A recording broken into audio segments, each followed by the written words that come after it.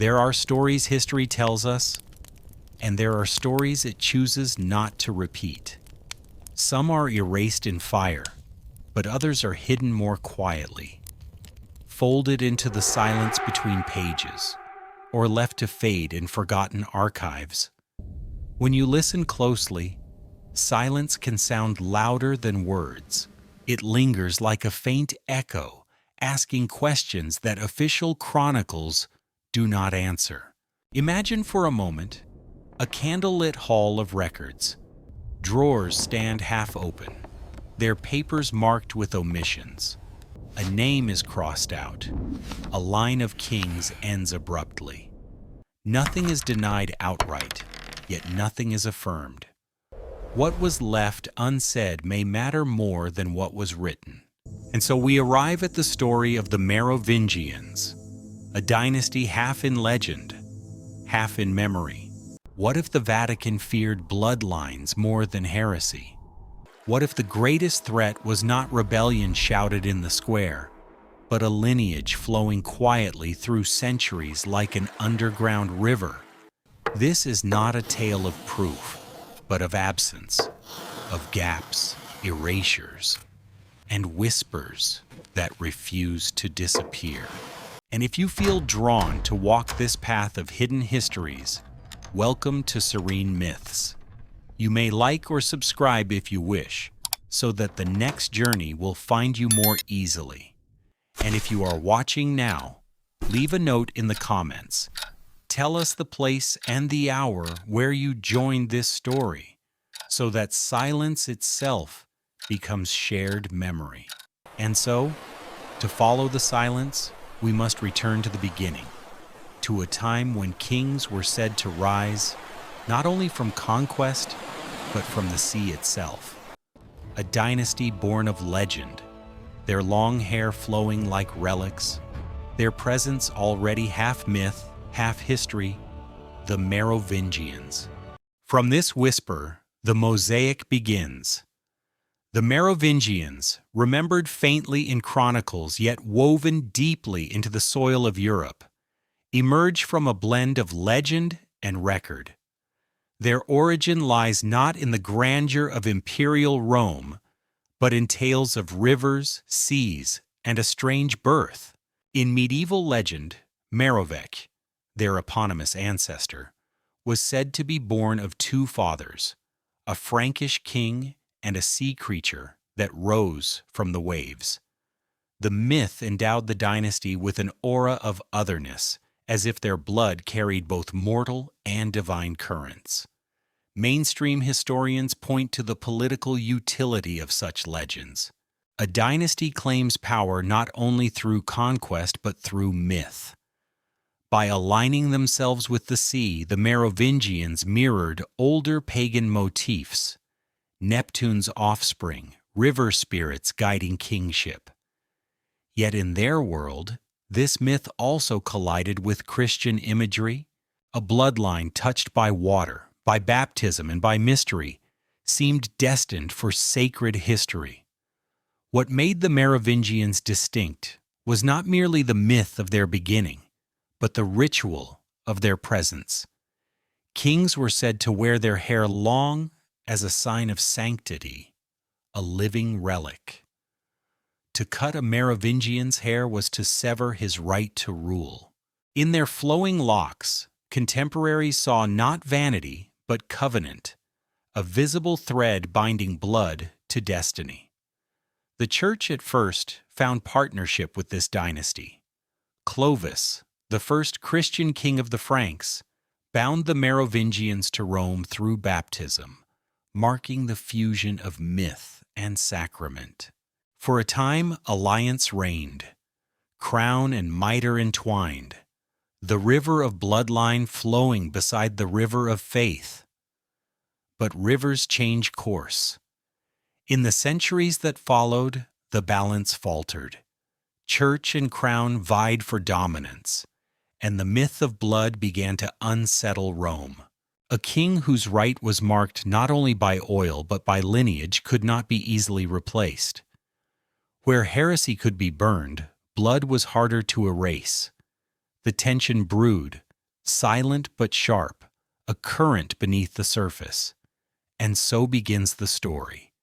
A dynasty born of waves, their hair like relics, their crown both sacred and suspect. They rose in glory, yet their memory would later be pruned. Their lineage starved into near silence. Only fragments remain, legends of sea birth, relics confiscated, omissions and chronicles. Each fragment a whisper, each silence a trace. As we leave this opening, imagine the sea itself. The tide laps against the shore, steady, eternal. From its depths rises a figure, half legend, half history.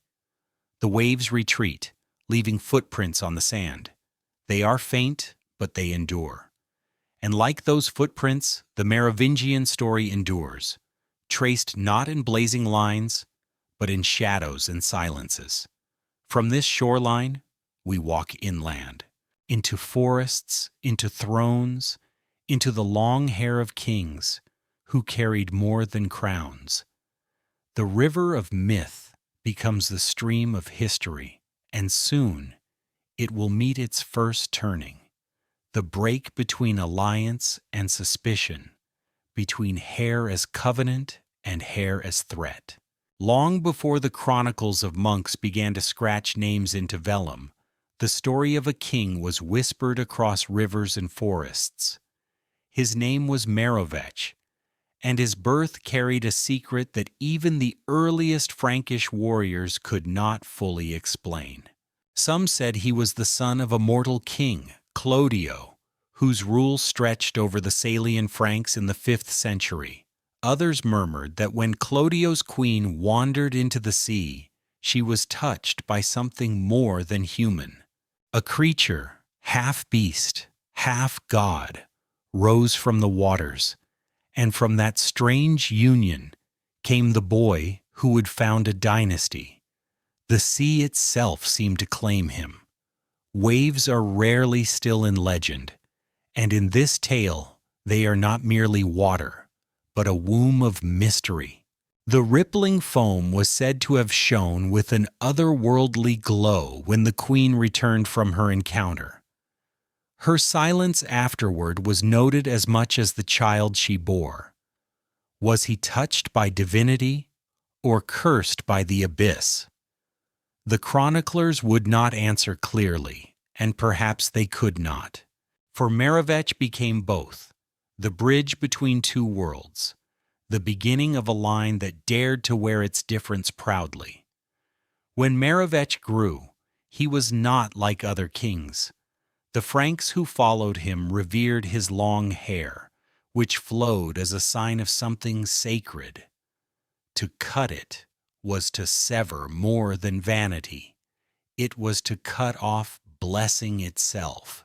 In later centuries, the Merovingian kings would preserve this tradition, letting their hair fall down their shoulders like a visible sacrament.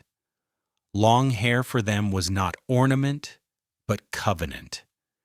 Their locks were said to catch the light in ways that marked them apart, a shimmering reminder of their unusual origin.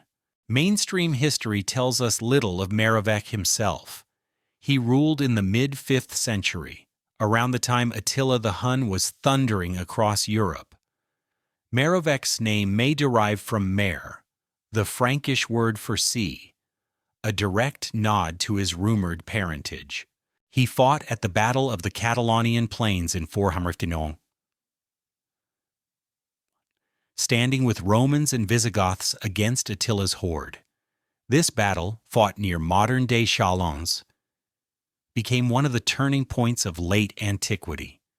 To have Merovech's presence there is to anchor his legend in the soil of fact. And yet, the chroniclers still could not resist the aura of mystery that clung to him. A fringe detail lingers in the background of his story. Some claimed that his banner bore not merely an eagle or a wolf, but a lily, strange for a time when that flower was not yet the symbol of kings. This lily, red in some versions, white in others, appears and disappears like a phantom across manuscripts. Centuries later, the fleur-de-lis would become the emblem of French monarchy, but its seeds lie here, half hidden in the murk of Merovec's tale. Was the lily a coincidence, or the first mark of a bloodline destined to disturb Rome's order? Another debated fragment comes from Gregory of Tours, who mentions Merovech briefly in his Historia Francorum. Gregory's tone is cautious, as if he knew more than he dared to set down. He does not linger on the sea birth legend, but by omitting its denial, he left the door ajar.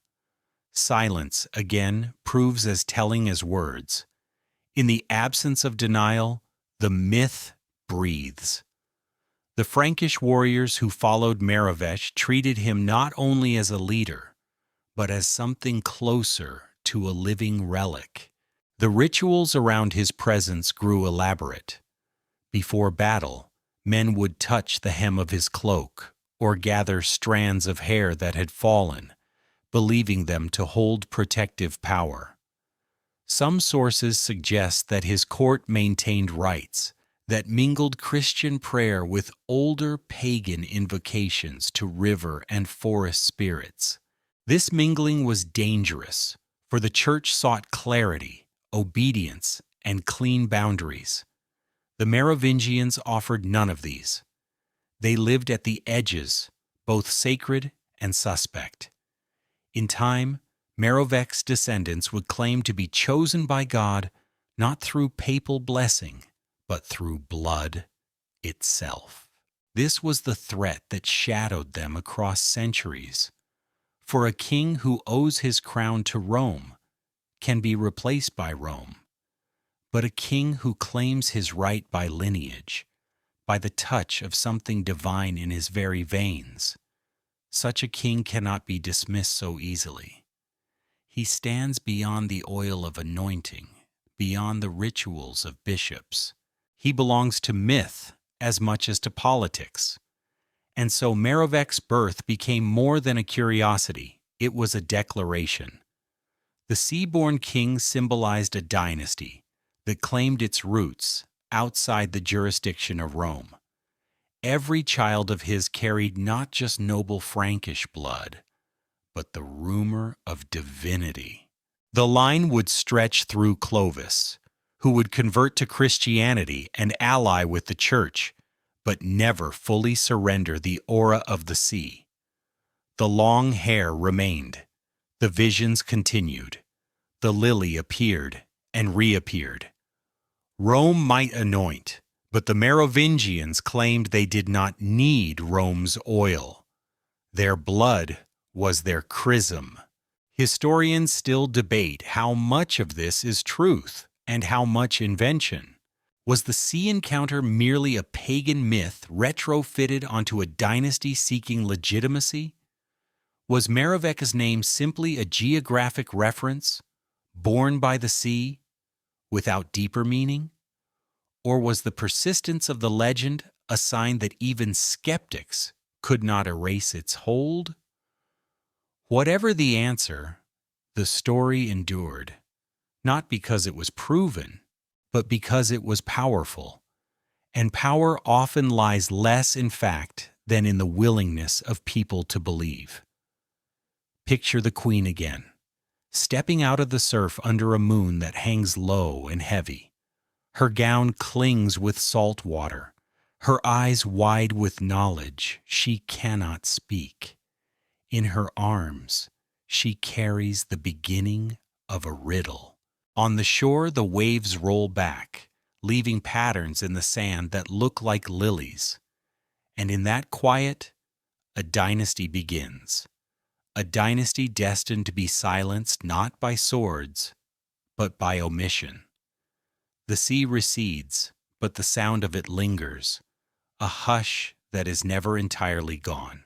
From the foam rises the figure of a boy, long hair glistening, gaze set toward horizons, yet unknown.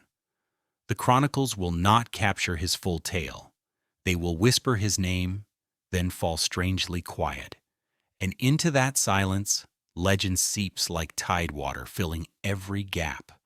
And so, as the waves fade, the image of long hair remains. A sign, a covenant, a secret bound in strands of light. From this moment, the Merovingians step into history, carrying with them both the weight of fact and the buoyancy of myth. And the lily, half seen, half forgotten, leans gently toward bloom. The waves have receded now, leaving their salt upon the skin of memory. From the foam-born child, Merovech came a line of rulers unlike any other in early medieval Europe. They were called the long-haired kings, and their hair was not a matter of fashion, but of faith. For centuries, their flowing locks became a symbol so powerful that to shear them was to dethrone them. In an age when crowns were forged by sword and sanctioned by Rome, the Merovingians stood apart. Their legitimacy was said to flow not from papal oil, but from the sacred length of their hair. Chroniclers describe them as reges criniti, the kings with hair uncut, as if each strand were a thread tying them back to the sea-born mystery of Merovech. Long hair was covenant, continuity, and charisma woven into one. To cut it was more than humiliation. It was annihilation of kingship itself. Mainstream history confirms this peculiar tradition. Gregory of Tours, in his Historia Francorum, noted the reverence surrounding the Merovingian locks. When enemies wished to strip a king of power, they did not merely imprison him, they cut his hair. Once shorn, he could no longer rule. This rule was so entrenched that one Frankish queen, Fredegund, ensured her rivals' sons were tonsured, effectively disqualifying them from the throne. The act was swift, final, and devastating. No oil, no crown, no battle required. Scissors alone could undo a dynasty. But beneath this practice lay deeper resonance. The Merovingians believed their hair was not just ornament but vessel of power. Like Samson in the Hebrew Scriptures, whose strength dissolved when his hair was cut, these kings embodied the idea that divine energy resided in physical form. The Merovingian locks shimmered like sacred relics. Followers swore that to see their king's hair in sunlight was to glimpse something otherworldly. And so the long-haired kings carried themselves with a strange mixture of humility and majesty.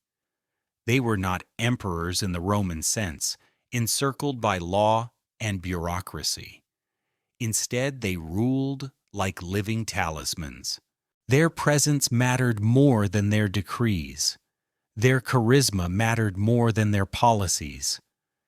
In the great halls of timber, smoke coiling toward rafters, warriors gathered not only around feasts, but around the aura of hair that flowed down their rulers' shoulders. In a world of shifting borders and uncertain loyalties, the Merovingian body itself became the anchor of rule. It is tempting to think of this tradition as superstition, a medieval oddity. Yet the persistence of the motif hints at something larger. Across cultures, hair has long been entwined with power. The Celts believed warriors' hair carried the essence of their spirit.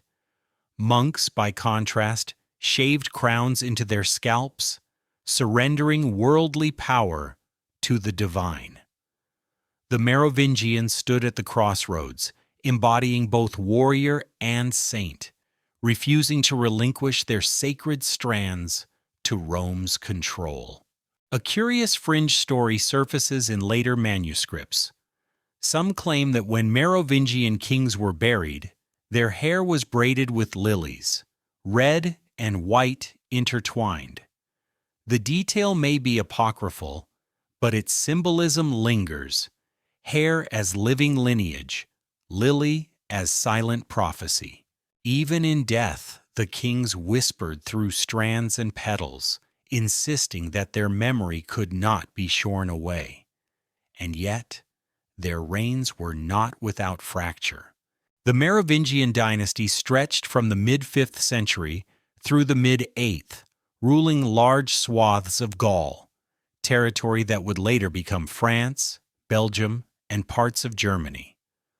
Clovis I, the most famous of their line, converted to Christianity around 406, forging an alliance with the Church that secured Frankish dominance. But even as Clovis accepted baptism, the Merovingian aura remained unshaken. His descendants did not rely on Rome's blessing alone. Their legitimacy was braided into their very hair. Over generations, power shifted subtly.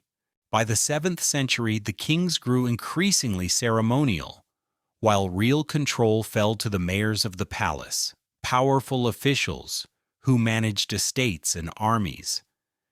Even so, the sacred image of the long-haired king persisted. To the people, these monarchs remained vessels of divine presence, even if others wielded practical authority.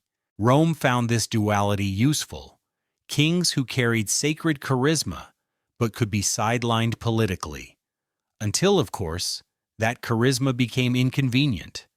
The most haunting stories are those of Merovingians, dethroned not with sword, but with shears. In one account, a young prince was dragged from sanctuary and tonsured against his will. As his locks fell to the floor, the chronicler notes, so too did the aura of kingship. The boy lived, but the kingdom no longer recognized him. His life became one long exile, his identity erased by scissors more effectively than any assassin's blade. Silence descended, as it so often did in Merovingian history. This silence was Rome's tool. For as long as the long hair was tolerated, the dynasty lived in uneasy harmony with the papacy. But once the Church desired new rulers, it did not need to prove heresy or rebellion. It needed only to suggest that the old hair had lost its power, that the covenant had grown thin. The Carolingians, with short-cropped hair and papal anointing, would soon step into the gap.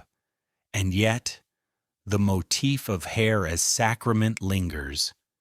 Even centuries later, poets invoked images of veiled kings, silent but still present, their hair hidden under shrouds.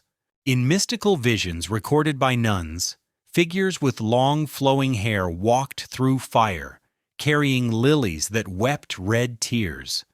Was this memory, or prophecy, or both? The answer remained unspoken, and perhaps that was the point. In the flicker of torchlight, picture the hall again. Warriors sit shoulder to shoulder, the air thick with smoke and song.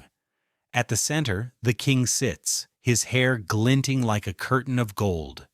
No papal oil glistens on his brow. No Roman edict proclaims his right. The authority rests in the strands themselves, flowing down, unbroken. Around him, the people believe not in Rome, but in him. It is this belief, fragile and powerful, that made the Merovingians dangerous. Rome could not tolerate rulers who did not need Rome.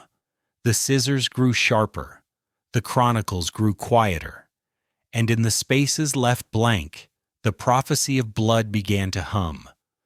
The lily leans further now, red, deepening, as if stained. The strands of hair ripple like a river, their flow continuous, unstoppable, until the moment of exile and death.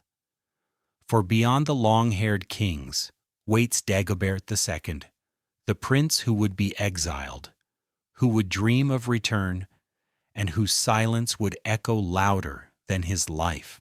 The hall of the long-haired kings grows quiet, and into that hush steps a boy destined for both crown and shadow.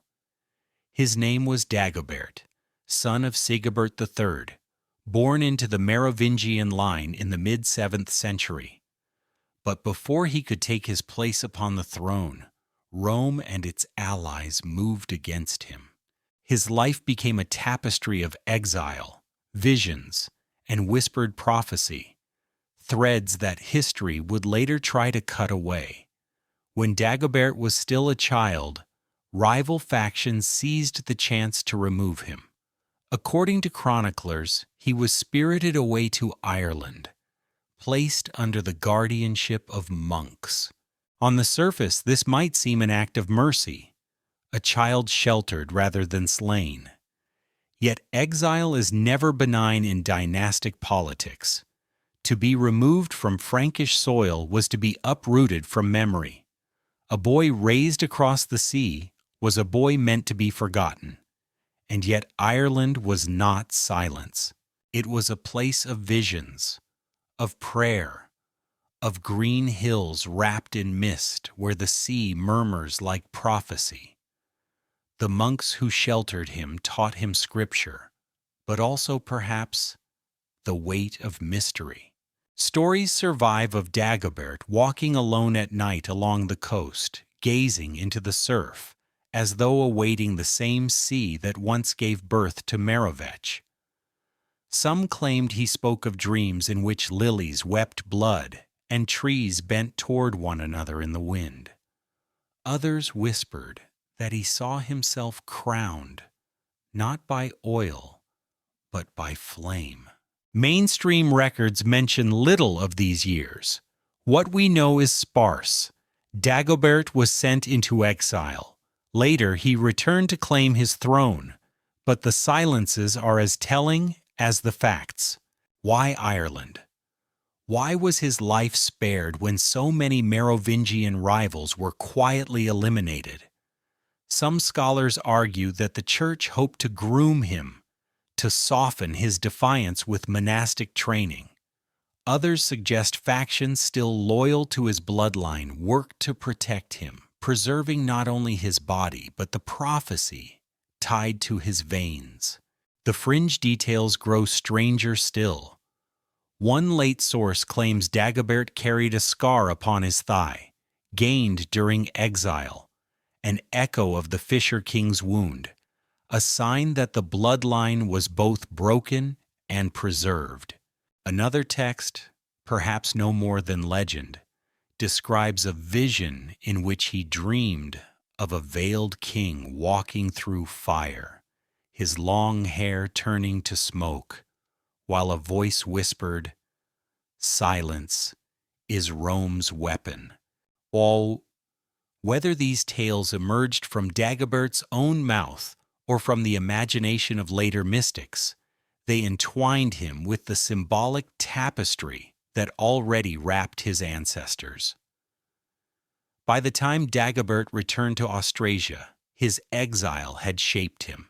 He was not a mere political figure, but a living reminder of what Rome feared most, a king whose authority did not rest on papal sanction, but on blood believed to be divine.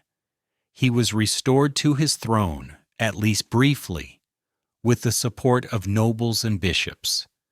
Yet his reign was precarious, shadowed by betrayal. His time in Ireland had given him the aura of prophecy, and prophecy is both weapon and wound. To some, he was a rightful king touched by vision.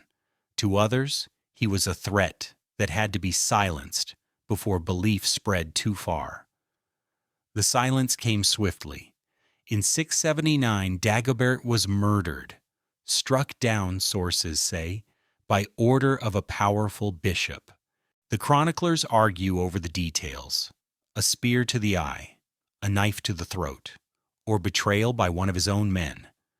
But what matters more is what followed. Almost nothing. No saintly cult, no shrine, no flowering of legends, as had so often happened when kings were martyred. Instead, the record closes like a door. The boy who dreamed in exile, the man who returned with visions, was reduced to a line of ink that ends abruptly. This absence is itself evidence, for Rome understood that silence can be more final than violence. To allow a cult of Dagobert would be to allow prophecy to bloom. To canonize him would be to acknowledge his blood as sacred. Better, then, to bury his memory, to omit, to let his name dissolve into quiet. And so Dagobert became the silent saint, never officially declared, yet never wholly erased. But the silence did not hold. Across centuries, whispers resurfaced.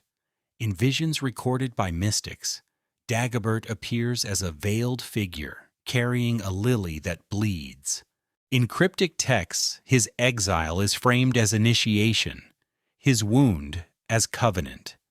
Some even claimed that his descendants survived, sheltered by monks or hidden in remote valleys, their bloodline flowing quietly into the shadows of Europe.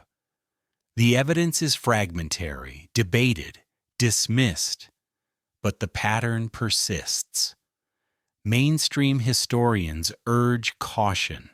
There is no definitive proof of a surviving Merovingian bloodline, nor of prophecies tied to Dagobert. Yet the debated questions refuse to fade. Why was his memory so carefully silenced? Why were relics associated with him removed or destroyed? Why do poems and visions, centuries apart, circle back to the same symbols? Lilies, wounds, veils, silence. The story of Dagobert II is less about certainty than about omission. It is about a king whose exile shaped him into a vessel for myth, and whose death was orchestrated not only to end his reign but to end his memory. Yet memory does not die so easily. Like the sea, it returns in waves. Picture the boy in exile once more. The Irish wind whips his hair across his face as he stares into the Atlantic. The waves whisper secrets the monks pretend not to hear. In the sand at his feet, he sees two trees drawn by the tide, bending toward one another before the foam erases them. He bends down, touches the wet sand, and feels the lily tremble in his hand, though no flower has been plucked. A vision, a fragment, a seed of prophecy. That vision would follow him back across the waters, back into Gaul, back to a throne that was never meant to last. And though his reign ended in silence, the silence itself became its own testimony. Rome closed the book on Dagobert, but every omission is an invitation. Every blank page whispers louder than ink. And so the wind carries his name into the next chapter, where Rome will no longer tolerate even the shadow of Merovingian kingship. The scissors have sharpened. The oil has been poured. It is the year 751, and the silent coup waits. The winds that once carried Dagobert's name fall silent, and into that silence Rome moves with deliberate grace. The year is 751, and the Frankish throne prepares to change hands, not with swords clashing on a battlefield, but with gestures so quiet they seem almost ceremonial. Yet this was no ordinary succession. It was a coup crafted not from steel, but from silence, scissors, and oil.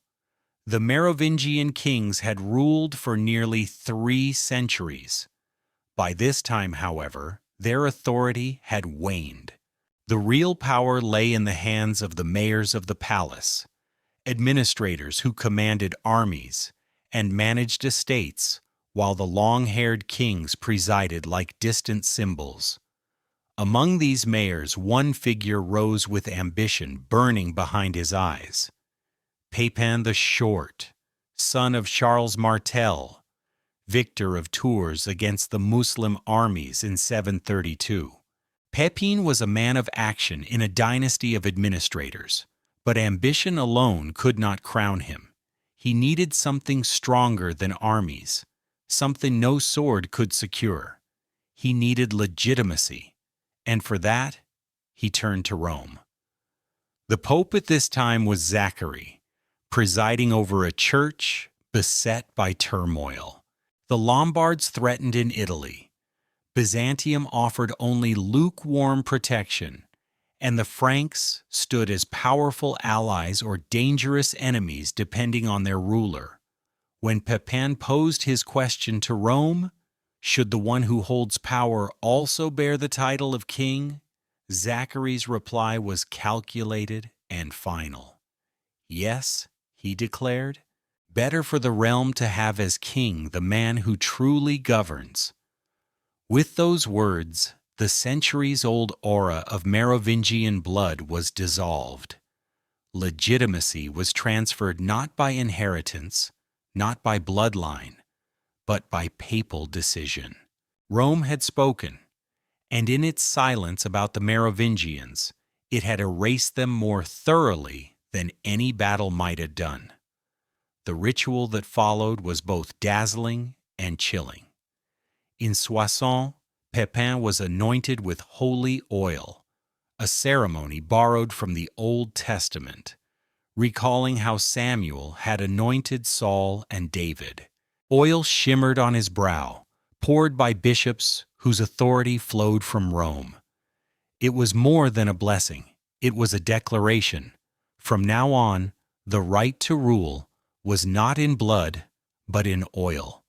And oil could be given or withheld at the Church's command. The last Merovingian king, Childeric III, was quietly removed. Chroniclers record that his long hair was cut, the sacred locks shorn away, leaving him tonsured like a monk.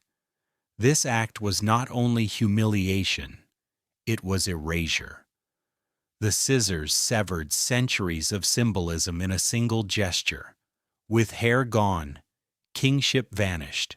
Childeric was placed in a monastery, destined to live out his days in obscurity, his memory folded into silence. Mainstream history presents this as practical politics. The Merovingians had grown weak. The Carolingians, with Pepin at their head, were strong. Rome, threatened in Italy, needed an ally who could act decisively.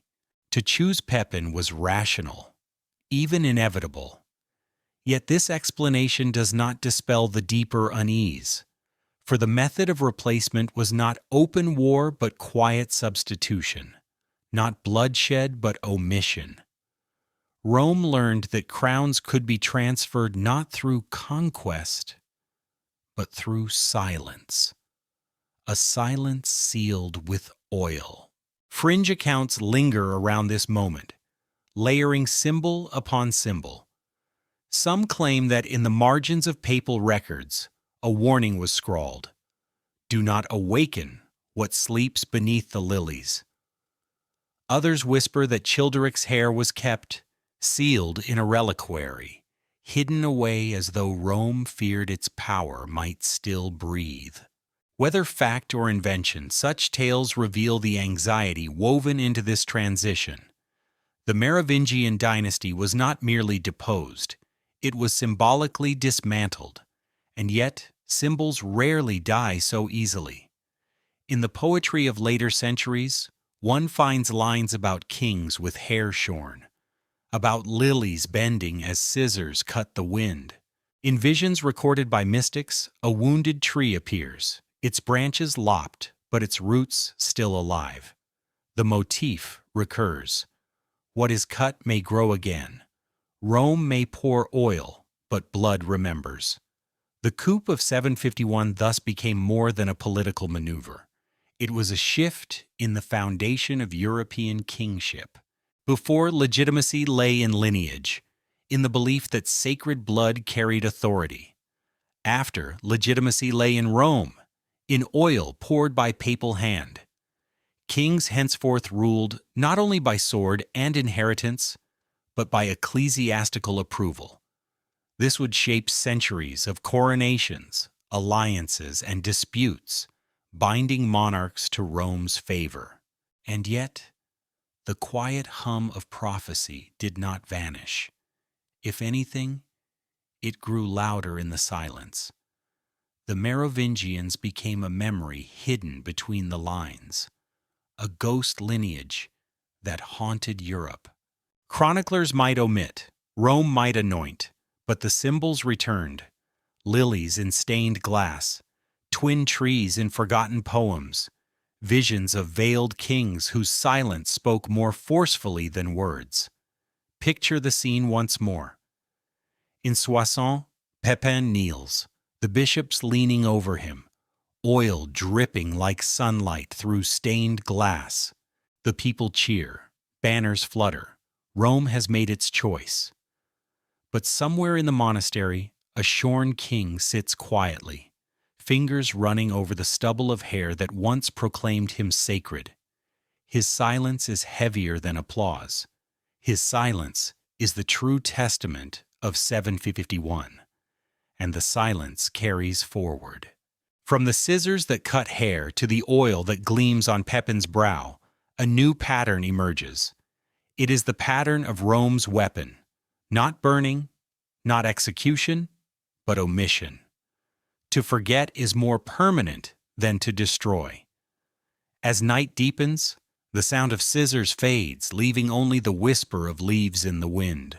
Two trees bend toward one another, their branches wounded, their roots still intertwined. A poem will capture this image, a cryptic verse about twin trees and a golden fruit. It is said to hold the memory of what Rome sought to erase. And so, from the silence of a coup, we turn toward the silence of poetry. After the silence of Soissons, the sound of scissors fading into memory, a different kind of testimony rises, not in proclamations or chronicles, but in verse. Among the fragments that survive from the 8th century is a mysterious poem, brief and haunting, known by its opening words: Arboribus geminis. Of two trees. It is no grand epic, no courtly hymn, but rather a short riddle-like composition, whose meaning has echoed far beyond its modest lines. The poem speaks of two trees standing side by side. Their roots intertwine beneath the soil, while their branches reach skyward, always bending toward one another. Between them appears a golden fruit, shimmering with promise. Yet the fruit is never plucked, never tasted. The trees grow, suffer, and endure together, silent witnesses to the passage of time. Mainstream scholars note that the poem exists in several manuscripts, sometimes tucked into the margins of unrelated texts, as if smuggled through centuries. Some regard it as a mere allegory of friendship, others as a reflection on Christian unity. Yet the persistence of its imagery, two trees, golden fruit, has sparked deeper interpretations. For those who seek patterns in the silences of history, Arboribus geminis is more than a poem. It is a cipher. Fringe interpreters claim the twin trees symbolize the two strands of legitimacy in Frankish Europe: the sacred blood of the Merovingians and the sanctioned oil of Rome. The fruit between them is the kingdom itself, gleaming but fragile, contested but never fully claimed. If plucked by Rome alone, the fruit rots. If clung to by blood alone, it withers. Only when the two trees bend toward one another does the fruit remain golden. Such a reading is not in the text itself, but in the silence around it, in the context of Dagobert's erasure and Pepin's anointing. One debated marginal note found beside the poem in a later manuscript reads, "The fruit is memory, guarded by silence. Was this the reflection of a scribe, or the echo of a tradition that understood the poem as veiled history? We cannot know for certain. Yet the presence of this note, coupled with the Church's tendency to suppress Merovingian remembrance, suggests that Arboribus Geminis carried meanings more dangerous than its few lines would imply. There is another curious detail. In one manuscript, the two trees are described as bending under a wind from the sea. This wind recalls the origins of Merovech, the sea-born king. In another copy, a phrase is added about the lily at their roots, drawing the image into the orbit of the fleur-de-lis, the enduring emblem of kingship. These variations may be scribal flourishes, or they may be deliberate insertions, each generation layering the symbol with new resonance. Poetry has always offered shelter for what could not be declared openly. A poem can say what a chronicle dare not. To speak of kings and crowns was dangerous, but to speak of trees and fruit was harmless, or so it seemed. Yet the listeners, steeped in the motifs of their own age, would hear the deeper music. Just as monks copied psalms that spoke of cedars and vineyards, hearing in them echoes of Christ, so too may they have read the twin trees as more than botanical allegory. Imagine a monastery scriptorium at dusk.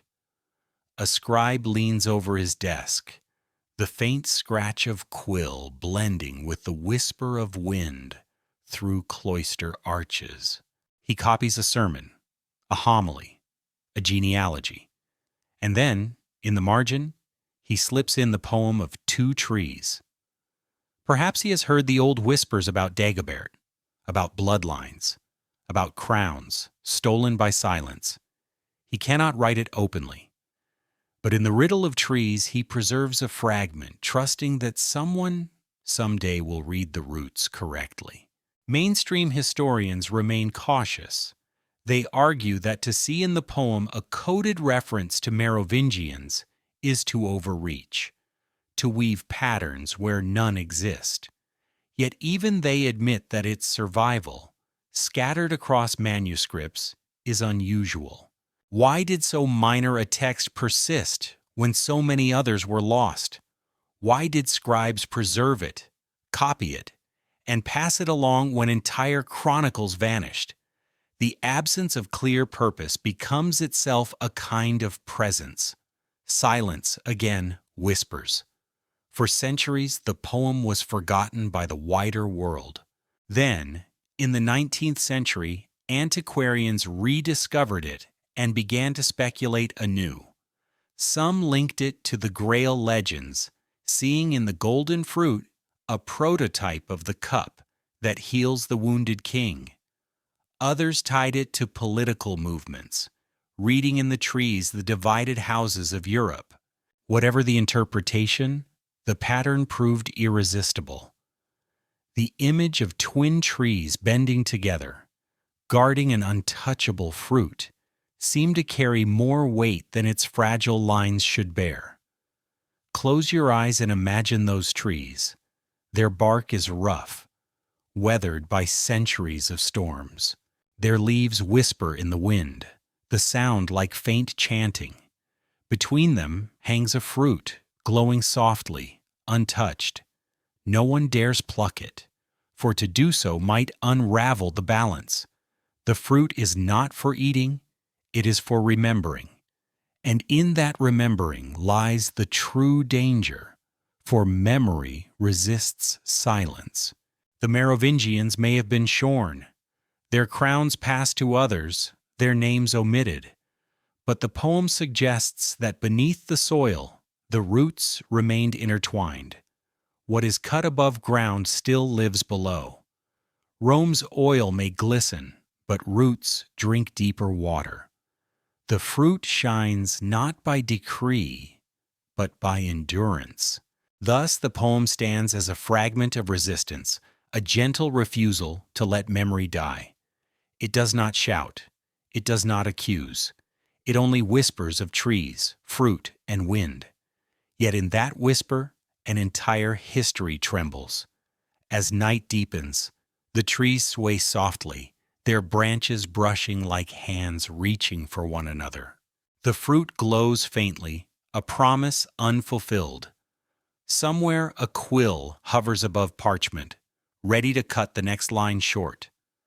But before silence falls again, another fragment will speak, not in poetry, but in letters.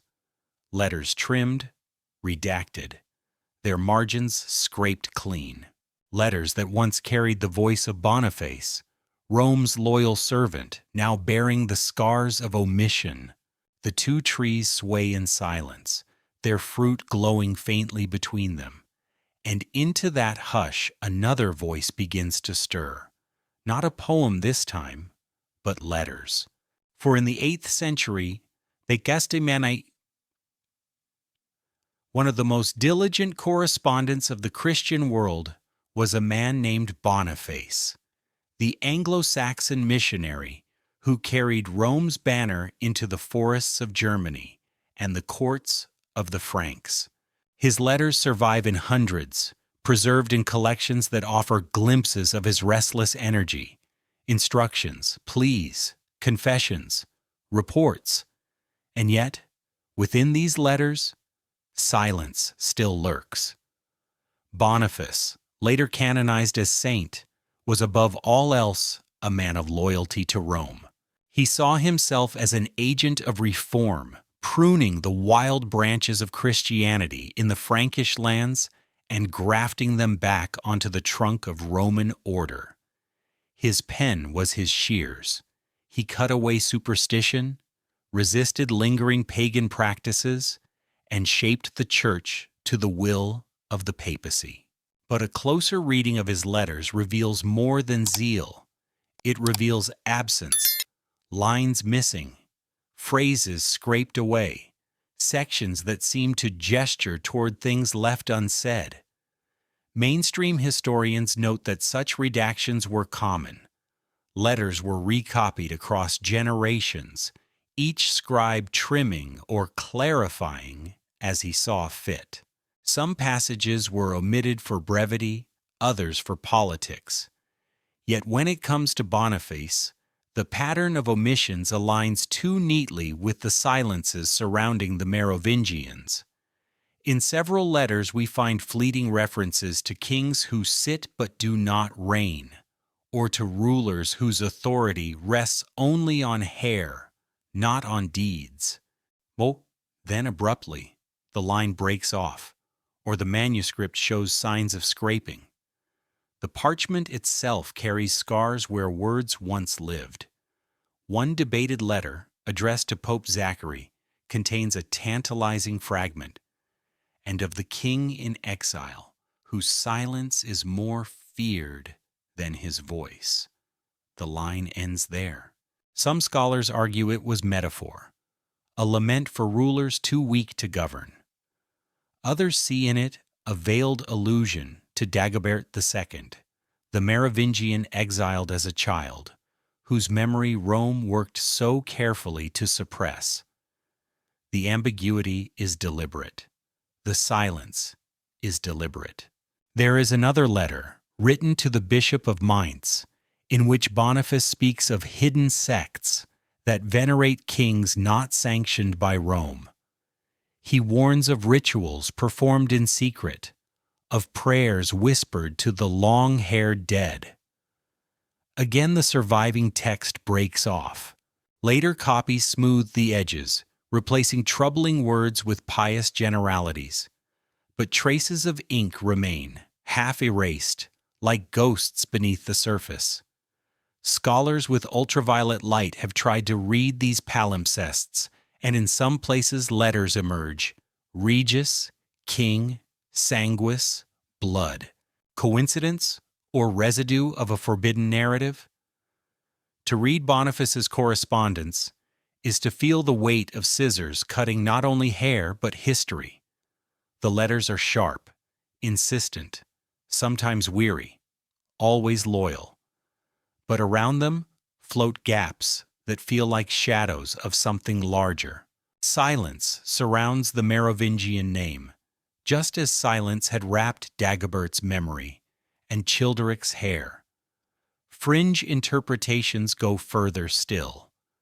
Some claim that a lost set of letters, never included in official collections, spoke directly of Merovingian prophecies, warning Rome of their dangerous endurance. A tantalizing reference appears in a 17th-century antiquarian's notes, which mention a packet of Boniface's letters to Gaulish abbots concerning the silent king. No such packet has ever surfaced, but the rumor alone feeds the sense that something once existed, something intentionally excluded. Why would Rome suppress such fragments? The answer is consistent with the pattern we have seen. To speak of Merovingians was to give them life. To allow their memory in archives was to allow it in minds. Better then, to cut away, to scrape clean, to leave only hints, lines broken, words lost, lilies fading in the margins. Imagine a scribe centuries later tasked with copying Boniface's words. His quill scratches the parchment, his candle flickers. He comes to a passage about kings and silence. His hand pauses. He knows the order: remove, amend, obey.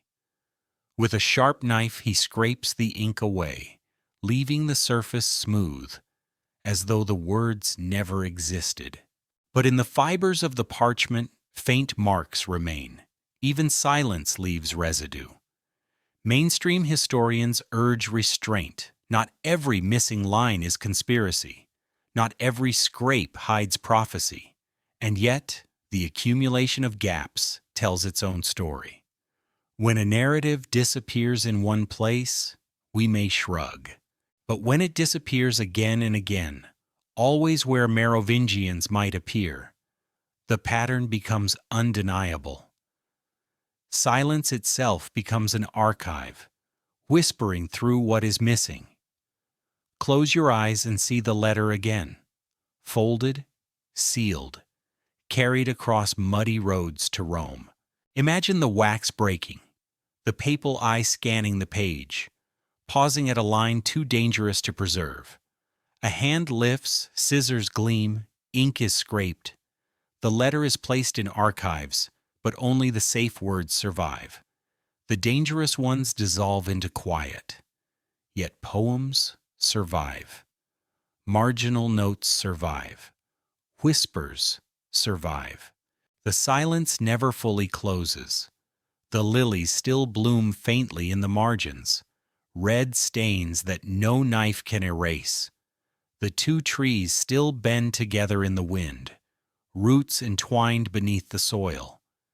And the letters of Boniface, though pruned, still hum with what they tried to hide. As the candle in the scriptorium gutters, the parchment lies flat, words half visible, half erased. The silence is heavy, yet it cannot smother the sense that something lingers beneath the surface. And from these missing lines, a question rises. What other texts were silenced? If Boniface's letters could be trimmed, what of entire books? What of chronicles erased from the record, their absence louder than their presence? The silence deepens, drawing us onward. From letters cut short, we move to a book that never appears in any catalog, a volume once whispered about but never admitted. It is called the Liber Regum, the Book of Kings. Some say it was destroyed, others say it was hidden. Either way, its absence has become its own kind of presence. From the scraped parchment of Boniface's letters, we drift deeper into the shadows of silence. The whispers of omission lead us towards something larger, something said to have once existed, yet never catalogued. a chronicle known only by rumor and fragment, the Book of Kings, or Liber Regum. Mainstream historians admit no such volume survives. No official catalog of medieval libraries lists it. No complete copy rests in Paris, in Mainz, or in Rome. And yet, scattered references hint that scribes once knew of it. Marginal notes, cross-references, and stray citations point toward a work that chronicled the Frankish rulers in terms not wholly aligned with Rome. A book that may have remembered what others preferred to forget. One tantalizing reference appears in a 9th century annal, which mentions the Book of Kings, wherein the line of the long-haired ones is spoken. The phrase is brief, unadorned, almost careless. No further details survive. Was it a local chronicle, a genealogical record, or something stranger? A text that preserved the sacred motifs of the Merovingians, their hair, their visions, their covenant with the sea-born ancestor? The silence surrounding it invites speculation. Fringe accounts go further. A 17th century antiquarian, working among monastic archives, claimed to have seen fragments of such a book. Genealogies written in red ink, margins decorated with lilies, passages that spoke of a king beneath the veil. According to his testimony, the book was withheld from the catalogue by instruction of the curia. If true, this is a striking phrase, for to be absent from a catalogue is, in the architecture of Rome, more final than to be burned. Fire can leave ash, but silence leaves nothing. The logic is simple. Destroy a book, and its absence is obvious, but omit a book from the index, and it fades as though it never existed. Rome had long understood this.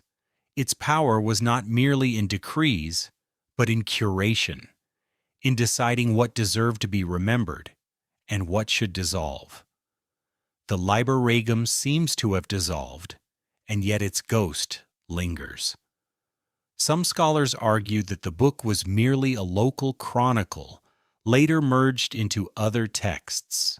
Yet the peculiar motifs associated with it, trees, lilies, wounds, silence, suggest otherwise. Why would simple genealogy be adorned with symbols echoing poetry and prophecy?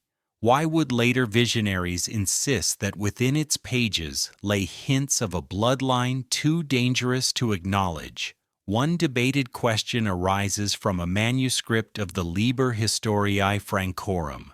In its margins, a faint note appears. See also the Book of Kings, where it is written more fully. The reference points to a passage about Dagobert, but in the surviving Liber Historiae, the details are spare, almost dismissive. Did the Book of Kings tell more? Did it preserve stories Rome had excised elsewhere? The note suggests so, but the book itself has vanished into silence. Close your eyes and picture the library of a monastery. Shelves of wooden boards, lined with parchment. Monks move quietly, their sandals brushing stone. Somewhere among the shelves sits a codex without title, without entry, its spine plain, its name omitted from every list. A book that exists, yet does not exist. When visitors ask, the librarian shrugs. No such book here. And yet at night, perhaps, a candle flickers in a locked room, and a page is turned, revealing lilies drawn in red. Fringe traditions claim that the Liber Regum contained not only genealogy but prophecy, that it described a future return of the long-haired line, a king who would rise when Rome's silence grew too heavy to hold. The book, they say, was suppressed not for what it recorded of the past, but for what it promised of the future. Rome feared not memory, but expectation. Mainstream historians hesitate. They warn against conflating fragments with fantasy. Yet even they acknowledge the curious pattern. So many references to a book that cannot be found, always at the edge of Merovingian memory. Absence itself becomes testimony. The missing book is like the fruit of the twin trees, untouched, unseen, but always implied. Imagine opening such a book. The pages smell of dust and incense. The script is careful, the margins alive with drawings of lilies and rivers. You turn a leaf, and a passage reads, "The king returns, veiled, bearing the wound of his fathers." Then the words stop, the page torn, the parchment reused. Silence again. But even in fragments, the shape of a pattern endures. Rome may not have burned the Book of Kings. Perhaps it rests still, hidden in some Fons M, a drawer without index, a codex placed deliberately out of reach. Or perhaps it was dissolved piecemeal, absorbed into chronicles stripped of dangerous symbols. Either way, the silence surrounding it is heavier than denial. For silence itself is a weapon. And yet, silence cannot erase memory entirely. Whispers cling, symbols recur, poems echo, letters stammer, and the ghost of a book continues to rustle in the margins of history, reminding us that what is unwritten may speak louder than what is preserved. The libraries grow dark. The shelves stand quiet. Somewhere, a book waits without name, its roots buried deep like trees in shadow. And beyond those shelves lie tombs, stone chambers, where kings themselves were hidden, silenced, sealed away just as thoroughly as any book. The next silence is not parchment but stone, not ink but dust.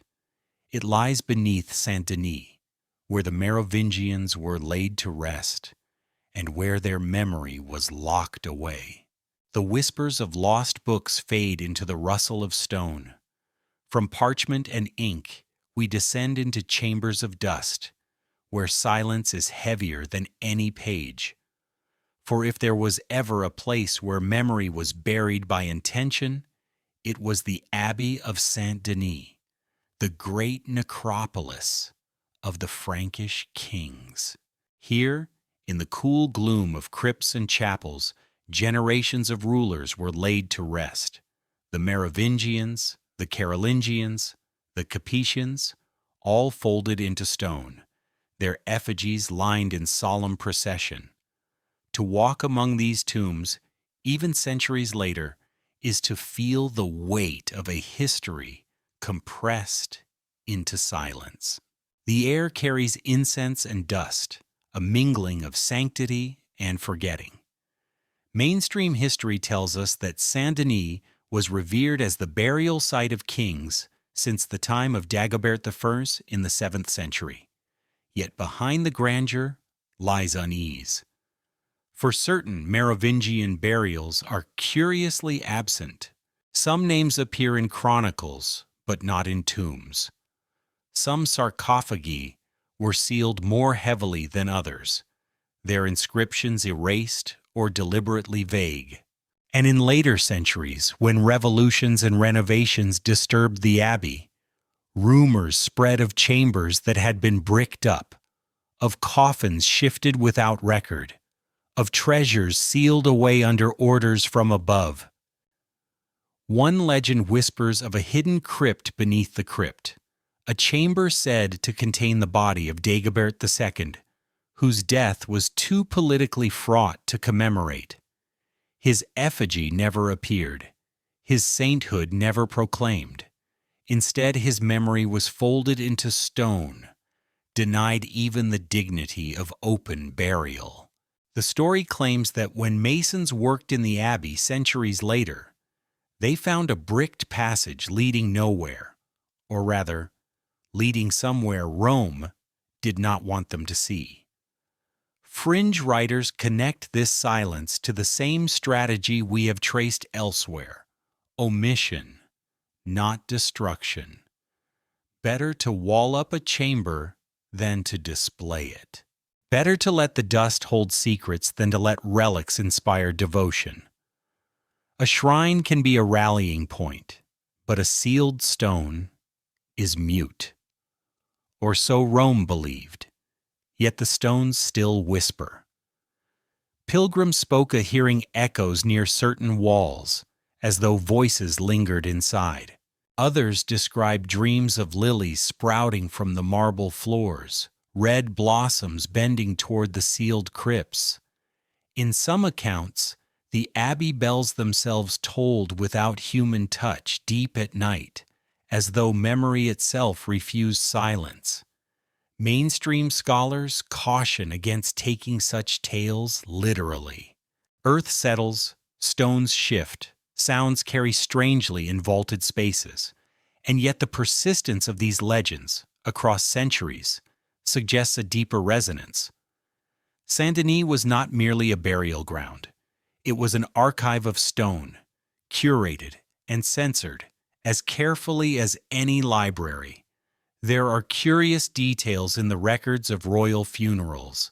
Chroniclers sometimes note that bodies were moved at the command of Rome, but never explain why.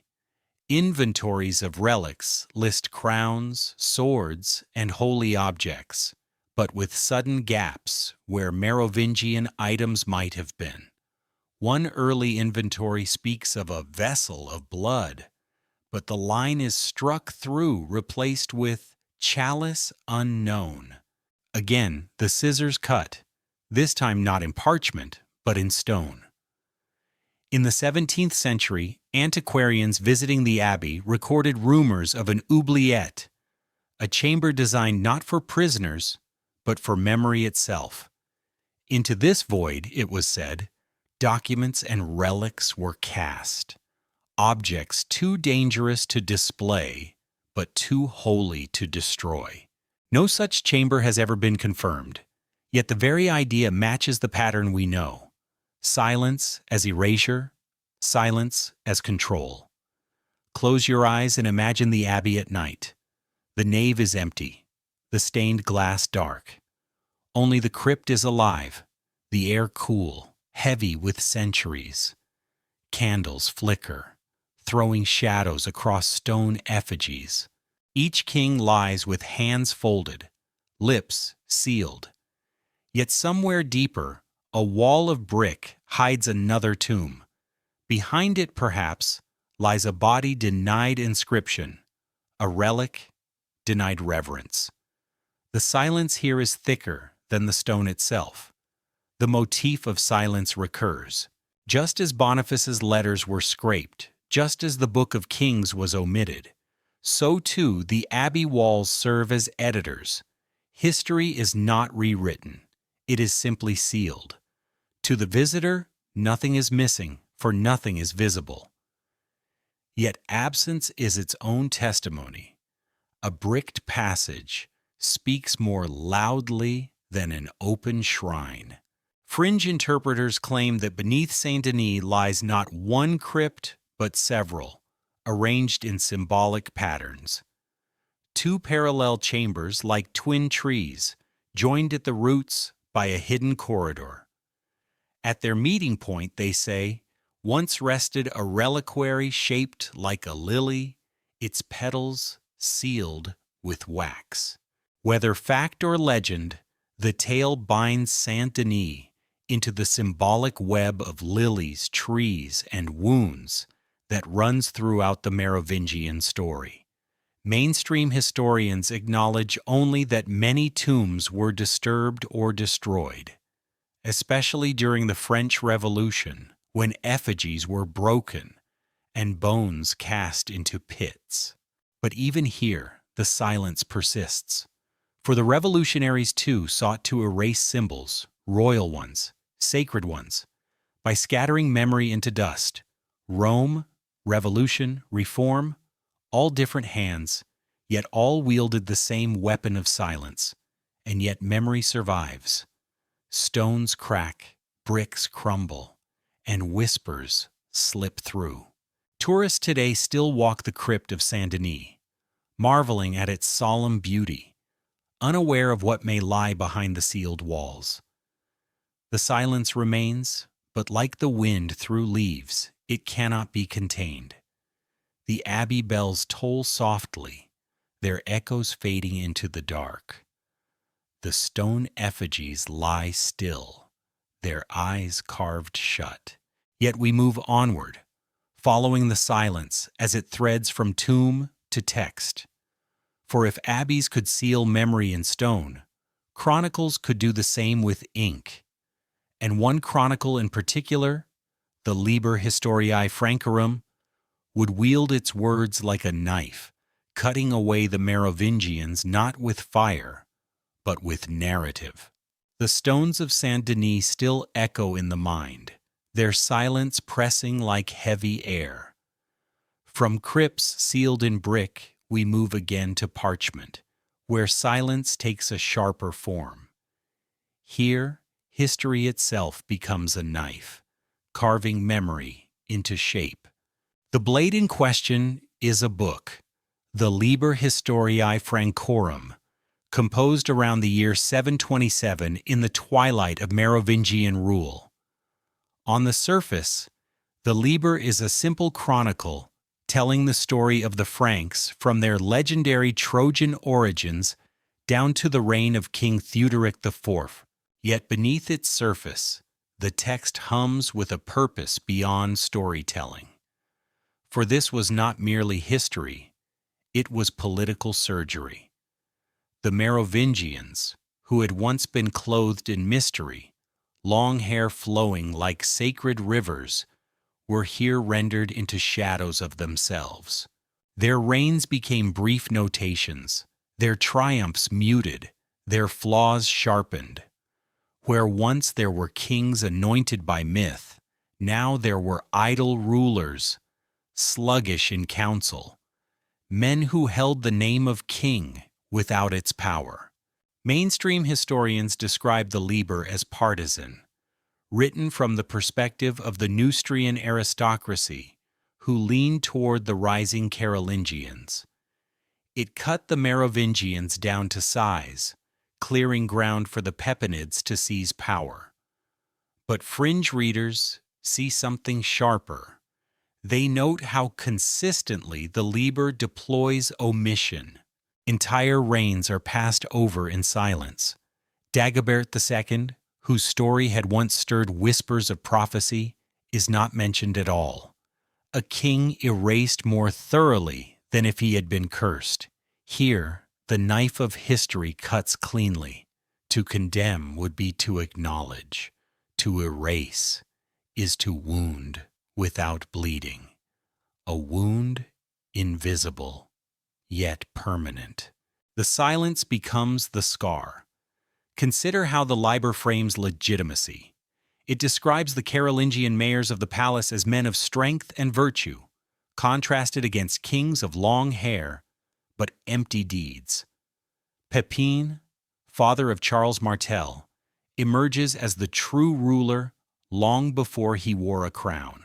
The Carolingians are painted not as usurpers, but as saviors.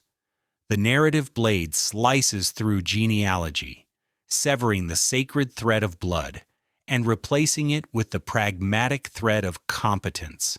Competence approved by Rome. This cutting is subtle. The Liber never declares the Merovingians illegitimate outright. Instead, it reduces them to silence. They sit, they reign, they fade.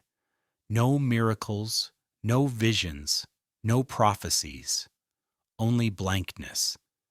And in that blankness, Rome and its allies could pour new oil, crown new kings, and claim that nothing had been stolen. For how can one steal from shadows? Fringe scholars point to the missing Dagobert as proof of deliberate excision. Other kings of less consequence are at least named, but Dagobert II, with his exile, his visions, his assassination in the Vosges, disappears entirely. To omit him is to acknowledge that his memory was dangerous. that even the act of writing his name might awaken sleeping roots. In one manuscript of the Liber, a later hand scribbled in the margin, "Of the silent king, nothing is written." The note is cryptic, yet chilling. Nothing written, and yet everything implied. Silence as strategy, silence as weapon. Mainstream historians often compare the Liber to propaganda, yet propaganda usually shouts. The Liber whispers by not speaking. Its knife is sharper for being quiet. Readers absorb the sense that Merovingians were weak, irrelevant, already fading. The Carolingians arrive as a natural solution, the oil of Rome ready to anoint. The transition feels seamless, inevitable, unquestioned. But beneath that smoothness lies the rough edge of omission, the deliberate trimming of memory. Imagine the chronicler at his desk, quill poised. He writes of Trojan ancestors, of Clovis, of victories and baptisms. But when he comes to Dagobert II, his hand stills. He looks over his shoulder. He leaves a gap, a blank. The page moves on. The knife of silence has cut. And centuries later, readers see only smooth narrative, never realizing what was sliced away. Fringe interpreters connect this to broader patterns of controlled memory. Just as letters were scraped, just as tombs were sealed, the Liber becomes another oubliette, another chamber of forgetting, this time not in stone, but in words. The result is the same: absence. Yet absence cannot hold forever. Symbols seep back. Lilies appear in glass. Poems whisper of twin trees. Letters stammer of kings in exile. Even as the Liber smoothed the record, other fragments resisted. And in that resistance, memory endured. Close your eyes and picture the blade again. Not of steel, but of ink. Each line of the Liber is a stroke of that blade, carving Merovingians into shadows. The wound bleeds not red but black, not blood but silence. And yet, like all wounds, scars remain. Readers sense the shape of what is missing, the contour of silence, the ghost of kings who once were. Thus history itself becomes complicit in forgetting, not by lying, but by omitting. Not by shouting, but by refusing to speak. The knife of history leaves behind no body, no fire, no ash, only the lingering certainty that something once was there and is no longer. And as we leave the pages of the Liber, the silence thickens again. But this time it will not remain in ink. Soon it will take liquid form, blood held in a vessel, whispered about, then seized and lost.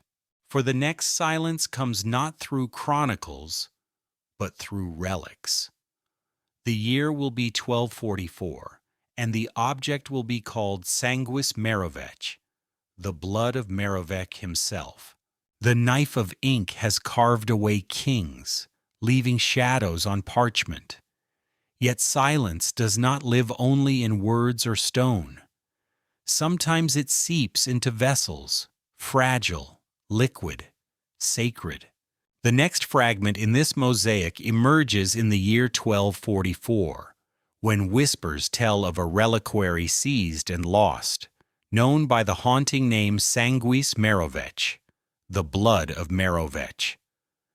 Mainstream history acknowledges that medieval Europe was filled with relics, some genuine, many spurious.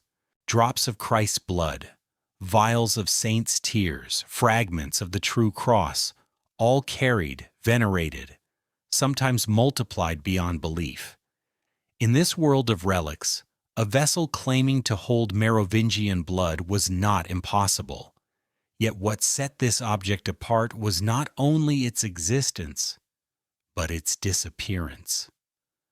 Accounts differ. Some describe a glass phial, sealed with wax, said to contain a dark red liquid.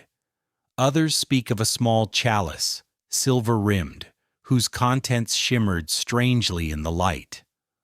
All agree that in 1244, amidst turmoil in southern France, the vessel came into the possession of church authorities and was never seen again. Why 1244? That year marked the fall of Montségur, last stronghold of the Cathars. Legends abound of treasures smuggled out before its surrender, the Grail, sacred books, relics too dangerous to fall into Rome's hands. Among these tales lies mention of a blood vessel, entrusted to knights who vanished into the night. Some chroniclers suggest it was intercepted by papal agents, others that it reached Rome itself, placed in a vault with no catalogue. In either case, it disappeared, absorbed into silence. Mainstream scholars remain skeptical. They argue that if such a relic existed, it was likely one of many symbolic inventions of the age. Yet the phrase sanguis Merovech appears in more than one record, scattered across centuries. A 13th century inventory from Languedoc, half erased, lists vessel of blood, Merovech, before the line is struck through and replaced with chalice unknown. The echo of Saint-Denis, where another vessel of blood was also erased, is hard to ignore. Fringe interpretations connect this vessel to a lineage of dangerous memory. If the Merovingians were said to carry sacred blood, whether of divine origin, or through legendary union with the sea, or even through rumored descent from Christ, then to possess a vessel of their blood would be to possess tangible proof of a forbidden story. Rome could not allow such a relic to inspire devotion. Better to seize it, seal it, and silence it. Picture the scene. A small chapel in the foothills of the Pyrenees, night falling, torches flickering. A group of knights kneel before an altar. Upon it rests a vessel, glowing faintly in the candlelight. The liquid within shifts as though alive, dark, yet luminous. A priest murmurs prayers, invoking not Rome's authority but an older lineage. Outside soldiers approach, banners of the cross snapping in the wind. The vessel is lifted, hurried away through secret passages. Then silence. No record, no relic, only whispers that it was taken, hidden, perhaps destroyed. Mainstream historians, cautious as ever, note the dangers of retrofitting symbols. Blood relics were common. The association with Merovech may have been poetic, not literal. Yet the persistence of the story across centuries suggests that people believed it, or needed to believe it. The vessel became a symbol not of its contents, but of what was denied: continuity, inheritance, memory. For blood is more than liquid. It is lineage. To claim blood is to claim right. If Rome could erase names in books and seal tombs in stone, then seizing blood was the final step, not merely silencing memory, but silencing flesh itself. The blood of Merovech, sealed and vanished, became absence made liquid. Fringe writers even tie the event to coded prophecies. Some manuscripts of Pseudo-Methodius, a Christian apocalypse, contain interpolations about a vessel sealed with blood, hidden until the king returns. Was this an echo of the lost reliquary, or was the reliquary itself crafted in imitation of the prophecy? In either case, text and relic reinforced one another, whispering of a pattern Rome worked to deny. Close your eyes and imagine that vessel again. Its glass is cool, its wax seal unbroken. Inside, a red glow shimmers, pulsing softly like a heartbeat. Hold it, and you feel weight, not only of liquid, but of history, of claims unspoken. To display it would be to challenge Rome. To hide it is to wield silence once more. The vessel vanishes, but the story flows onward, carried like underground water. Even today, seekers trace the relic's path. Some point to Vatican vaults, whispering of Fons M, the drawer that does not exist. Others look to secret Templar caches, imagining the vessel buried beneath ruined chapels. None can prove, yet none can forget. The very absence feeds belief. The vessel exists because it is missing. Its silence is its testimony. And so the knife of history, which once cut words, now cuts blood. The silence deepens, but silence, like liquid, leaks through cracks. It flows into poems, into letters, into prophecies. For after the reliquary vanished, a text emerged with additions that seemed to echo its story. Pseudo-Methodius, reshaped in Frankish lands, speaking of a lineage sealed, a bloodline unbroken, waiting. The vessel is gone. The liquid rests nowhere we can see. Yet the silence it left behind guides us forward, into prophecy altered by unseen hands, into visions of kings sleeping in exile.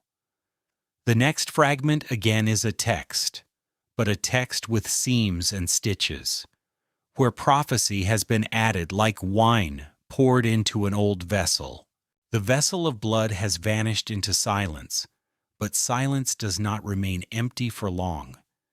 Into the void of relics flows the voice of prophecy, reshaped and rewritten. In the 8th century, when anxieties about the end of days swept across Christendom, a text known as the Apocalypse of Pseudo-Methodius appeared. Originally composed in Syriac during the turmoil of Islamic expansion, it was quickly translated into Greek, Latin, and the tongues of the West. It promised hope in cycles. Invasions would come, kingdoms would fall, but a final king chosen by God would arise to restore order before the Last Judgment. Mainstream scholars explain that the text was immensely popular in medieval Europe. Its imagery of a Christian ruler defeating enemies before laying his crown at Jerusalem fit the needs of kingdoms under siege.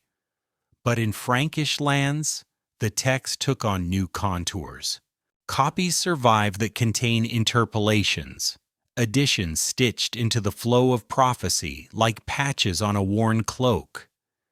These interpolations speak not merely of a future emperor, but of a bloodline, never broken, though hidden, of a king who sleeps beneath the veil until the appointed time.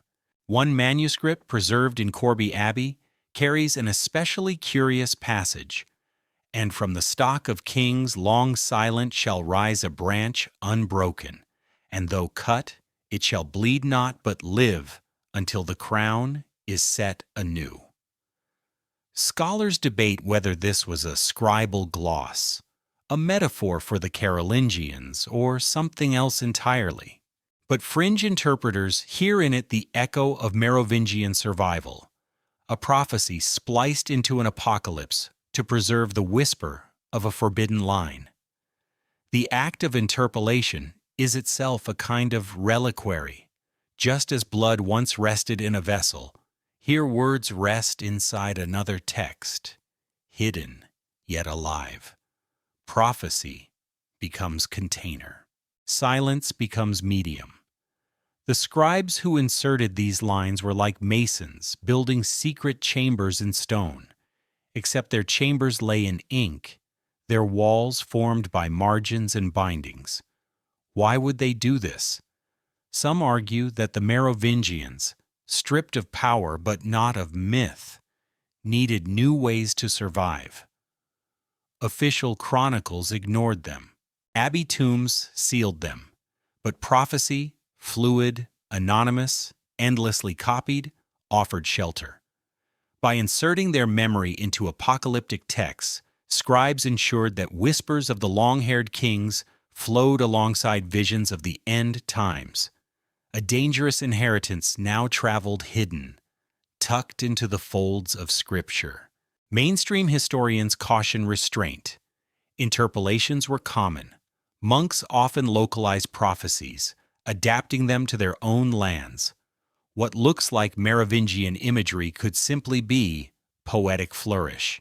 Yet the recurrence of motifs, the unbroken branch, the silent king, the blood sealed until return, forms a pattern too consistent to ignore. Close your eyes and imagine a scriptorium. A monk bends over a manuscript of Pseudo-Methodius. The candlelight flickers, illuminating his face. He copies line after line about empires rising and falling. Then he pauses, dips his quill again, and in the margin he writes, "From the long hair shall come silence, and from silence, return." His words are not official, yet they sink into parchment. Centuries later, another scribe recopies the text, uncertain whether the line is original or added. It becomes part of the prophecy itself, indistinguishable from the whole. The seam disappears, like stitches hidden beneath fabric. Fringe accounts go further. Some claim entire sections were forged by Merovingian sympathizers, presenting a vision in which the last world emperor was not a generic Christian king, but specifically a descendant of the long-haired line. Others imagine secret scriptoria, where Templar knights or allied monks preserved such versions deliberately, passing them hand to hand as coded promises of return. The imagery deepens. Where the Syriac original spoke of kings of the east, the Frankish versions spoke of a king from the west, wounded in the thigh, who shall heal when he returns. The motif of the Fisher King, the wound that will not heal until the rightful blood is restored, slides into the prophecy like a hidden thread.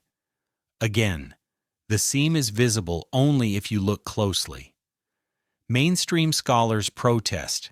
No definitive proof ties these additions to Merovingian memory. But the pattern of silence broken by whispers, of erasure countered by insertion, mirrors everything we have seen. Letters cut short, books omitted, tombs sealed, blood seized, and now prophecy itself bent, reshaped to carry a forbidden branch forward. Imagine the text itself as a tree. Its trunk is Syriac, its branches Greek and Latin. But among its leaves grow strange grafts, lilies blooming where no scribe expected, a hidden branch bearing fruit of another lineage. The graft is fragile, yet it takes root, and centuries later, readers find themselves tasting fruit from a tree that never officially grew. Silence can erase, but silence also invites filling. Into the gaps, scribes poured visions. Into the silence of Merovingians, they poured prophecy. The result is a tapestry woven of absence and addition, omission and interpolation. A prophecy that is both real and unreal, both ancient and medieval, both Syrian and Frankish. As the candle burns low in the scriptorium, the monk closes his manuscript. The words he added blend into the whole. No fire can distinguish them now. They live, carried onward by copying hands, until they appear centuries later, fragments of prophecy that speak of kings who sleep, bloodlines unbroken, crowns waiting in silence. And just as prophecy carries memory forward, so too would another brotherhood take up the task, not with ink, but with swords and seals.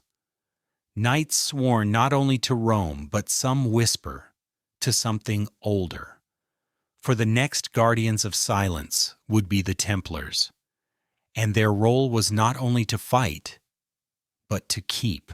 The prophecies of Pseudo-Methodius slip into the bloodstream of Europe like wine into a chalice, carried by scribes from cloister to cloister. Yet prophecy, fragile on parchment, requires guardians.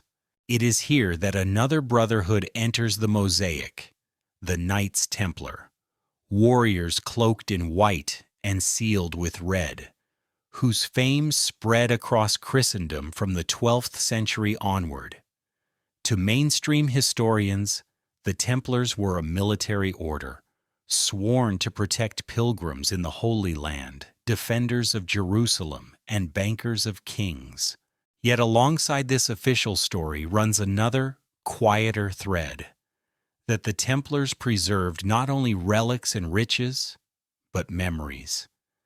And some whisper that among those memories was the secret of the Merovingian line. Legends abound of treasures carried from east to west by the Templars. Chests lowered into crypts, scrolls sealed in lead, vessels wrapped in silk. At their Paris headquarters, beneath the temple itself, cellars wound deep into the earth. To this day, tales persist of hidden archives buried beneath those stones, never uncovered after the order's fall. Could among them have been fragments of the Book of Kings, copies of interpolated prophecies, or even the vessel of blood itself? The connection rests not only on legend. Several medieval accounts hint that the Templars possessed documents beyond ordinary charters. One chronicler accused them of keeping books not fit for the eyes of men, sealed in iron boxes. Another suggested they worshipped a mysterious head or relic, an accusation later interpreted by fringe theorists as memory of a Merovingian reliquary, a head crowned with long hair, symbol of a line that Rome sought to erase. Fringe interpreters weave these fragments into a pattern. The Templars, they argue, were not merely soldiers of Christ, but stewards of a silenced bloodline. They fought in the East not only for Jerusalem, but to retrieve knowledge. The Temple Mount itself, where they first lodged, contained ruins of Solomon's sanctuary. Excavations, some say, yielded scrolls and relics that spoke of a bloodline sanctified not by Rome, but by older covenants. And from that moment, the Templars became not only warriors, but custodians. Mainstream scholars caution against such flights. Most records of Templar holdings describe property, coin, and ordinary relics. Their secrecy was born of wealth and politics, not hidden kings. Yet the sheer force of rumor that clung to them suggests something deeper. For an order so feared, so swiftly destroyed by papal and royal decree, must have carried shadows heavier than mere gold. The arrest of the Templars in 1307 adds fuel. On that October dawn across France, knights were seized, their treasuries confiscated. Inventories list gold, plate, and documents. But among them are curious gaps, items described only as sealed chest, contents not examined, or box of unknown writings. Some vanished into royal hands, others into Rome's. And just as with the Book of Kings or the Vessel of Blood, silence became the seal. Close your eyes and imagine the temple cellars. The stone walls are cool. The torches sputter. Knights in white mantles descend into the vaults, carrying a chest bound with iron. They set it in a chamber lined with sand. A seal is pressed into wax, a cross, a lily, a twin tree. Then the chest is left, the door barred. Above, the city hums with life. Below, silence keeps its watch. What might those chests have held? Fringe voices imagine genealogies tracing Merovingians into later centuries, proving survival. Others see prophecies, copied and recopied, hidden until a safer age. Still others dream of relics, blood in glass, bones in reliquaries, crowns or staffs marked with lilies. Whether true or not, the image is powerful. Guardians sworn not only to Christ, but to memory forbidden. The accusations against the Templars, heresy, idolatry, secret rites, may have been political weapons, but they carry echoes of something unspeakable. Could it be that Rome feared not heresy, but history? That beneath the temple lay proof of a lineage which, if revealed, would undermine the crown anointed by Rome's oil? Silence was the safer blade once again. Mainstream accounts remind us that nothing conclusive survives. The Templars left no official archive. Their downfall scattered records, their possessions absorbed by rivals. But silence itself is suggestive. The gaps where inventories falter, the rumors of secret vaults, the sudden vehemence of suppression, all fit the pattern. Rome feared not only their wealth, but their memory. Fringe writers describe the Templars as gardeners of a hidden tree, watering its roots in secret. The lilies carved into their chapels, the twin pillars in their seals, the veiled symbols in their rituals, all align with motifs already tied to Merovingian memory. Coincidence, perhaps, or perhaps continuity. The story is less about proving than about sensing. The Templars become another vessel, like the blood file, like the interpolated prophecy, carrying memory through silence. Even if their chests now lie empty, the idea that they guarded what others sought to erase keeps the line alive in imagination. As centuries passed, legends of Templar treasure grew. Some said it was gold, others whispered it was knowledge, still others that it was blood itself. The truth remains sealed, like a chest without key. But in that sealed chest lies the same silence we have traced through books, tombs, vessels, and prophecies. A silence that both hides and preserves. The torches in the cellar burn low. The knights file out, leaving the chest behind. Darkness returns. Silence resumes its watch. And in time, another village in southern France will stir with whispers of hidden relics, buried parchments, and a priest who found too much. The next silence belongs to Rennes-le-Château, where cupped hands, ancient parchments, and lilies carved in stone will once again make kings tremble. The chests of the Templars fade into silence, sealed beneath stone. But centuries later, silence breaks again, not in a grand fortress or abbey, but in a quiet village on a hill. Rennes-le-Château, perched on a ridge in southern France, seems an unlikely stage for mystery.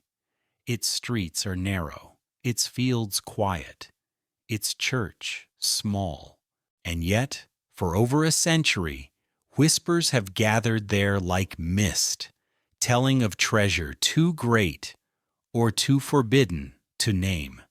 The tale begins in the late 19th century, when Bérenger Saunière, a modest parish priest, arrived to oversee the crumbling church of Saint Mary Magdalene. By all accounts, the church was in disrepair. Walls damp, roof leaking, plaster crumbling. Saunière began renovations, but soon stories spread that he had found something during the work. Not just coins or relics, but documents, scrolls, parchments, fragments hidden inside the altar or within hollow columns.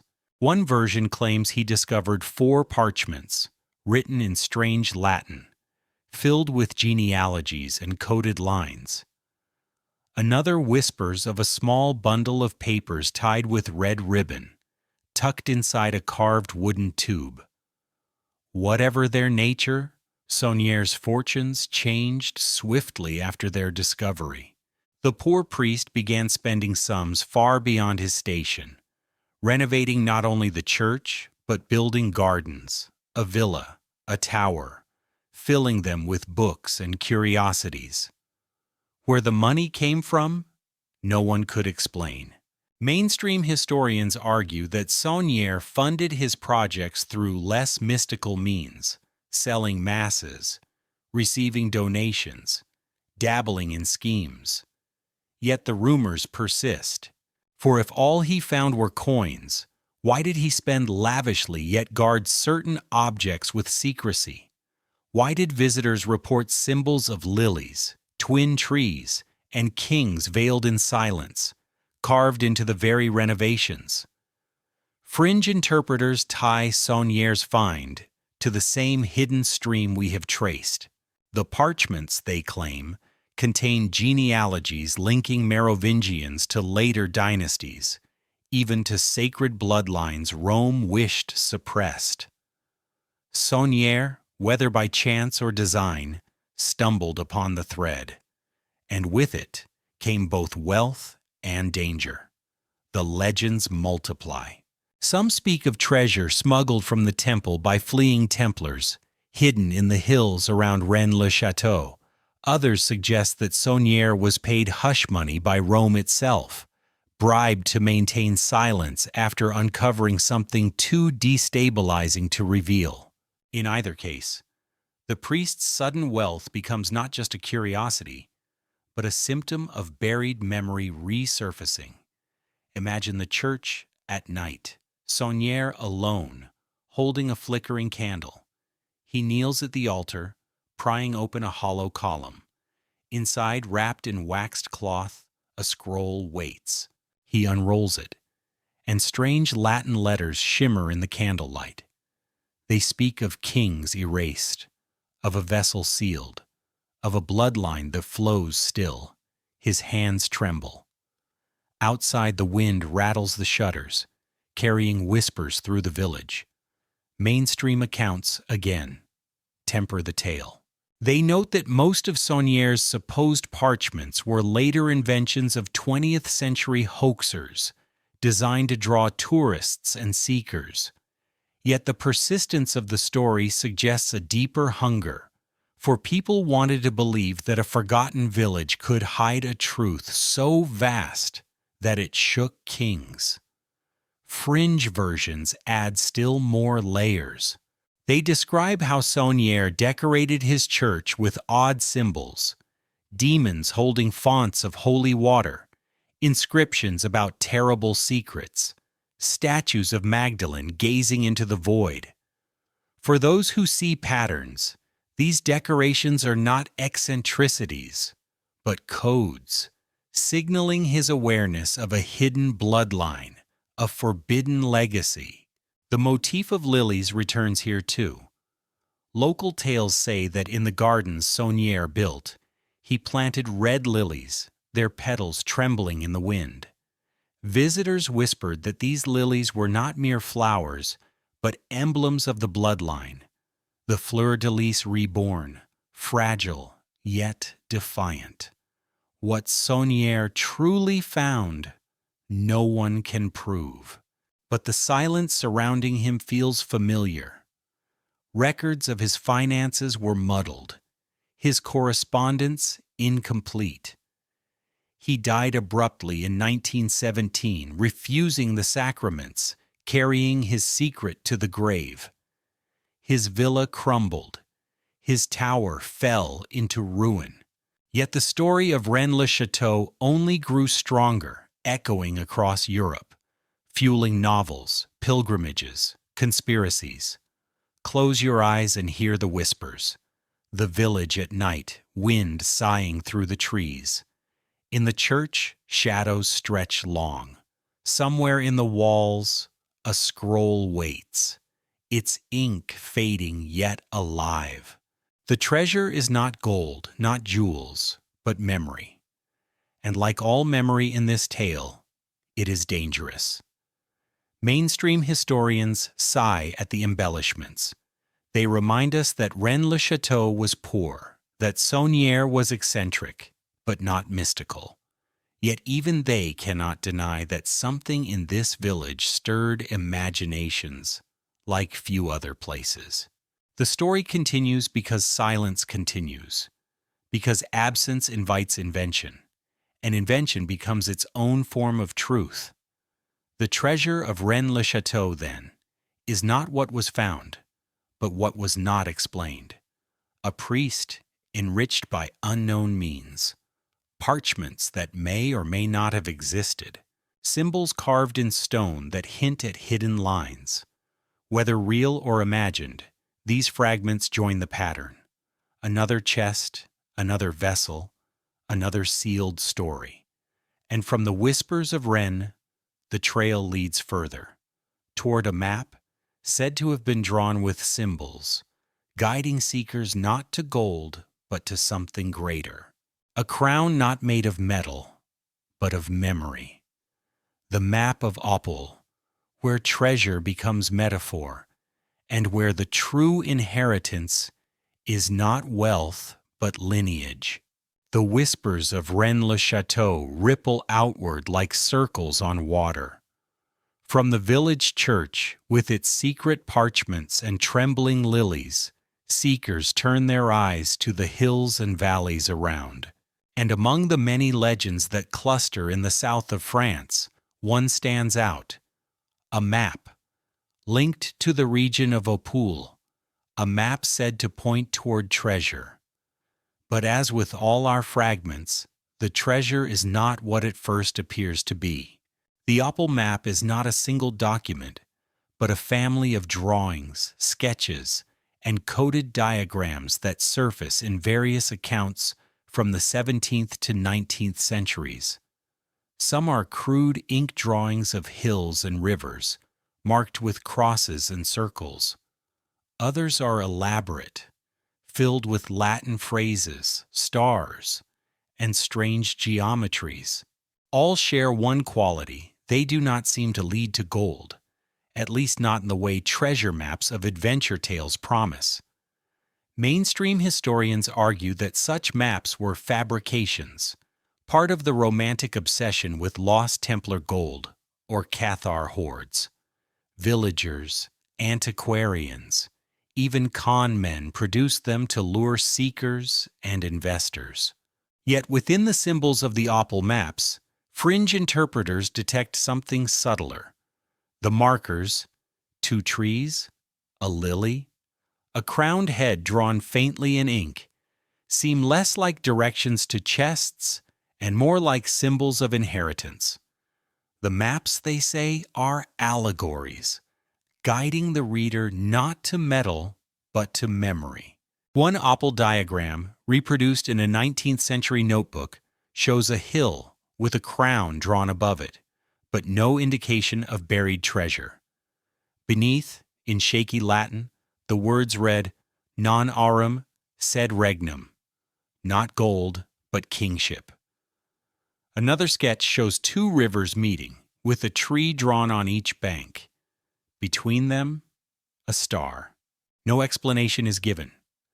But to those attuned to Merovingian motifs, the imagery is unmistakable: the twin trees of prophecy, the lily between waters, the crown of lineage. Imagine standing on those hills at dawn. Mist drifts through the valleys. The stones of ruined fortresses glow faintly in the rising light. A shepherd walks by. His flock stir in dust. Somewhere beneath your feet, seekers insist, lies treasure. But as the sun climbs, you see instead the landscape itself forming a pattern. Hills like crowns, rivers like veins, trees like guardians.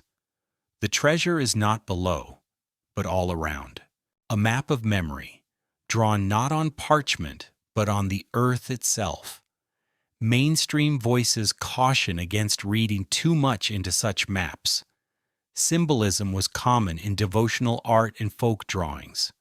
The phrase "not gold, but kingship" could have been rhetorical, meant to elevate spiritual over material. Yet the persistence of these maps, clustered in the same region where Templar legends and Cathar memories intertwine, invites suspicion. Why here? Why with these motifs? Fringe interpretations propose that the maps were teaching devices, passed in secret. Their purpose was not to guide to a physical hoard, but to encode the idea that the true treasure of France lay not in Carolingian crowns or papal anointings, but in a bloodline deliberately erased. By following the map, through symbols, through landscapes, one would rediscover not coins, but kings. Close your eyes and picture the map unrolled. The parchment is yellowed, edges frayed. Faint ink lines cross the page, hills, rivers, towers. But then you notice details: a lily hidden in the corner, a tree with two trunks, a crown drawn in faint outline above the page. The map begins to look less like directions and more like prophecy. The treasure chest it describes is not wooden, not iron, but living flesh, sleeping lineage, blood-sealed and waiting. This interpretation ties back to earlier fragments: the vessel of blood, sealed and vanished; the prophecy of Pseudo-Methodius, grafted with branches of return; the Templar chests, locked and lost. Each of these is a map of sorts, pointing not to material wealth but to survival of memory. The opal maps continue the same motif, telling seekers, look not for gold, look for kings. Some accounts link the maps to the Priory of Sion, a shadowy brotherhood said to guard the Merovingian inheritance. Others dismiss such ties as later inventions. Yet even without them, the maps resonate. For to hold one is to feel drawn into a pattern greater than the ink. The treasure is not something to dig for, but something to awaken within. The recognition of an erased narrative, a silenced crown. Mainstream historians sigh at the allure of such symbols. They remind us that countless treasure maps exist, most false. But even they concede that the language of the opal diagrams, so insistent on kingship, so bound to lilies and trees, is peculiar. It is less fraud than allegory, less hoax than yearning. In the end, the opal map teaches what all fragments of this story teach: that silence invites interpretation. A blank hill becomes a crown. A pair of rivers becomes a genealogy. A phrase in shaky Latin becomes a manifesto. The treasure is not to be found, but to be sensed. As dusk falls on the hills of opal, the map folds shut. Its parchment whispers as it creases. The crown drawn above the hill vanishes into shadow. But the idea lingers, that the true inheritance of France is not measured in coins, but in a legacy deliberately unspoken. And from this map, with its lilies and crowns of mist, we move into another kind of concealment. Not drawings now, but directives, letters and instructions written under the rose, sub rosa, commanding priests and scribes how to manage memory itself. If the maps whispered allegory, these orders whispered strategy. And silence would once again become not accident, but policy. The maps of opal fold shut, their crowns fading into dusk, but symbols alone could not keep silence secure. For memory, even when hidden in landscapes or allegories, has a way of slipping through. And so, another fragment enters this mosaic, not relic, not map, but instruction. Words not written to inspire devotion or prophecy, but to control it. The phrase sub rosa, under the rose, has long meant secrecy. In medieval and early modern Europe, roses were carved above council chambers to remind all present that what was said beneath remained unspoken outside. To speak under the rose was to swear silence, And in the 17th century, according to several fringe accounts, documents emerged that bore this phrase explicitly: directives instructing priests and archivists not merely what to preserve, but what to erase. One such directive is said to date to 1645, circulating among French dioceses. The original no longer survives, if it ever did, but copies and references appear in later collections. Its phrasing is chillingly mundane: a list of texts to omit from catalogs, relics to seal away, names of kings not to be invoked in sermons. The phrase repeats like a refrain: let it not be nourished. In Latin, non nutriatur. Mainstream historians treat such claims with caution. The earliest clear reference to the 1645 directive appears in the 19th century, when antiquarians compiled collections of curious documents. Many were hoaxes, fabricated to feed a growing appetite for mystery, and yet the idea of such directives fits a recognizable pattern. The Church did not always burn what it opposed. More often, it let it wither by absence, by omitting from catalogs, by sealing tombs, by instructing silence. Memory was managed as surely as by fire. Imagine an archivist in 1645 seated at a wooden desk. A letter lies before him, sealed with red wax, stamped with a rose. He breaks the seal. Inside, the words are plain. Certain genealogies are not to be copied, certain chronicles not to be lent, certain relics are to remain sealed.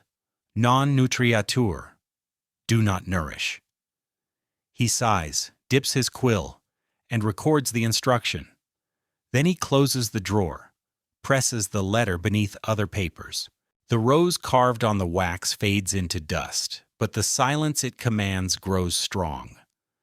Fringe writers argue that this fons of directives proves intentional erasure.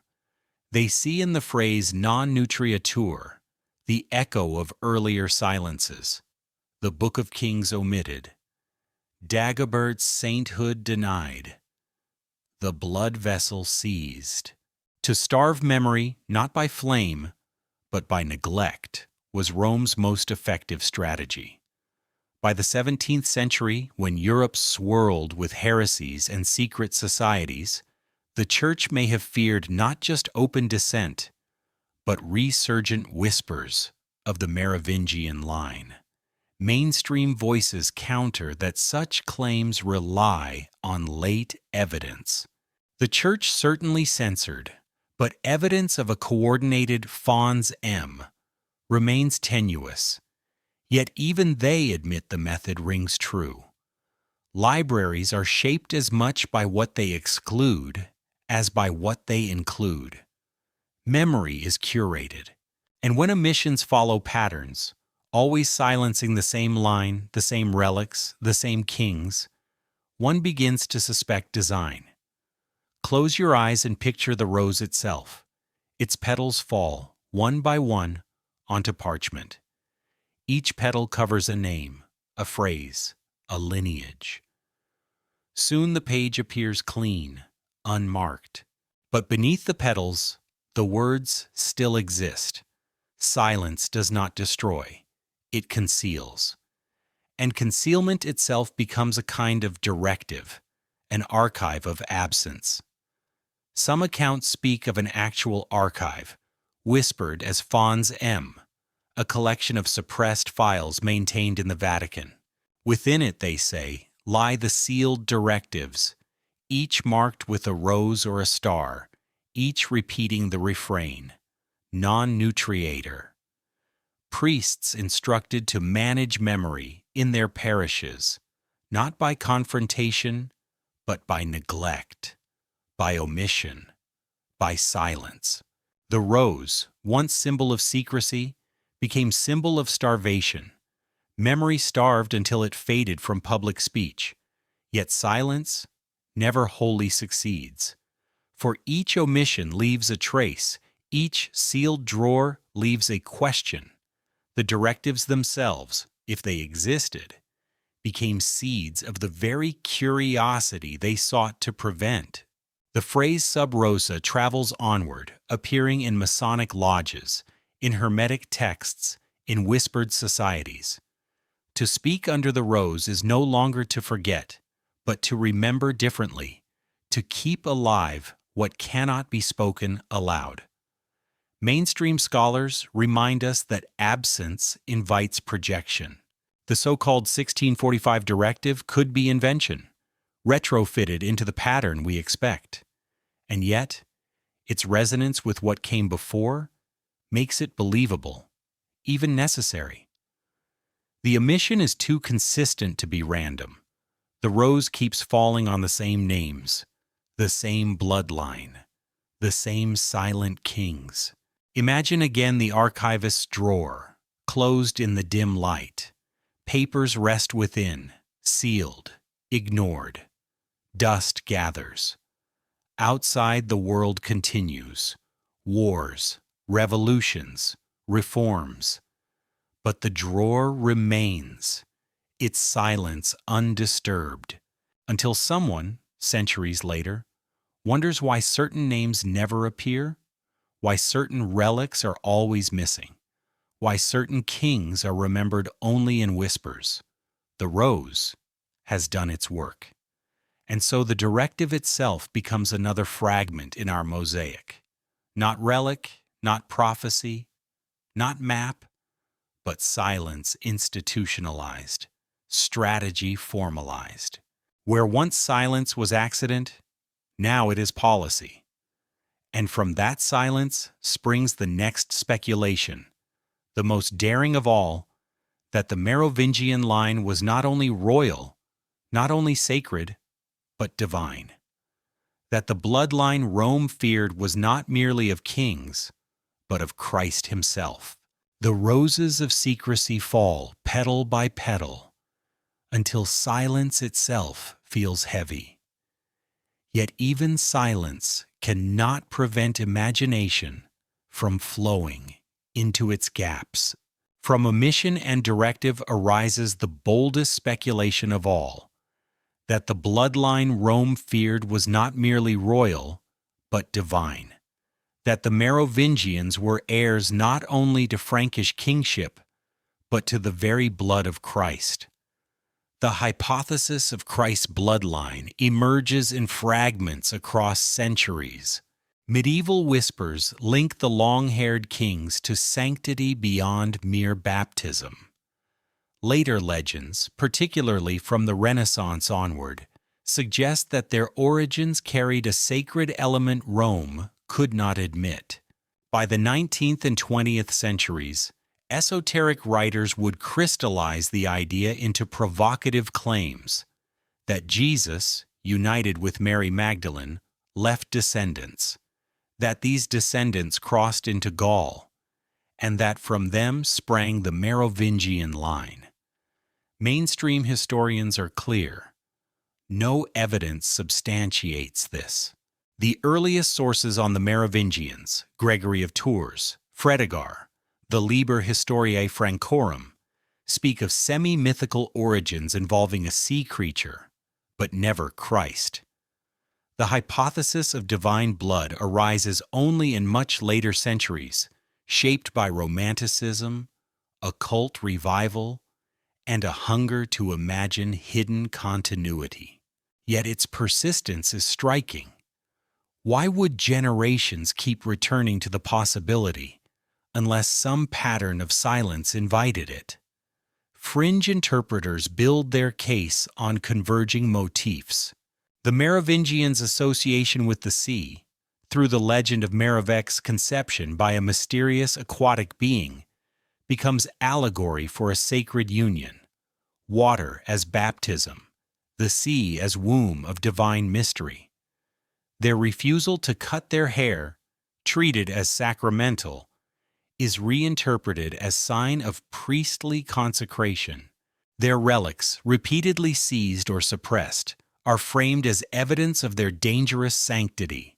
And always the lilies, flowers tied to both royal heraldry and Marian devotion, bridging kingship and holiness. Imagine sitting in a dim chapel where stained glass casts crimson light across the floor. A chalice rests on the altar, but when you lift it, it is empty. Yet the glass glows as if filled with wine. The emptiness itself suggests presence. So too with the bloodline. No document proves it, no relic displays it. Yet the gaps themselves seem to pulse with suggestion. Silence once again becomes a vessel. Some accounts go further, linking the bloodline to hidden communities. Magdalene's supposed journey to Gaul, her tomb at Sainte-Marie de la Mer, and the survival of a sacred family line through Provence into Frankish nobility. Others point to the Holy Grail itself, reimagined not as cup, but as sang-real, royal blood. In this telling, the Grail is not an object but a lineage, passed through generations, culminating in the long-haired kings. Mainstream scholars respond that such reinterpretations are linguistic sleight of hand and myth-making. The Grail legends arose centuries after the Merovingians, shaped by chivalric romance, not dynastic politics. Yet the resonance remains undeniable. The Grail, the vessel, the sealed blood, all mirror one another, echoing the same motif. The myth persists not because it is proven, but because it rhymes with every other fragment of silence.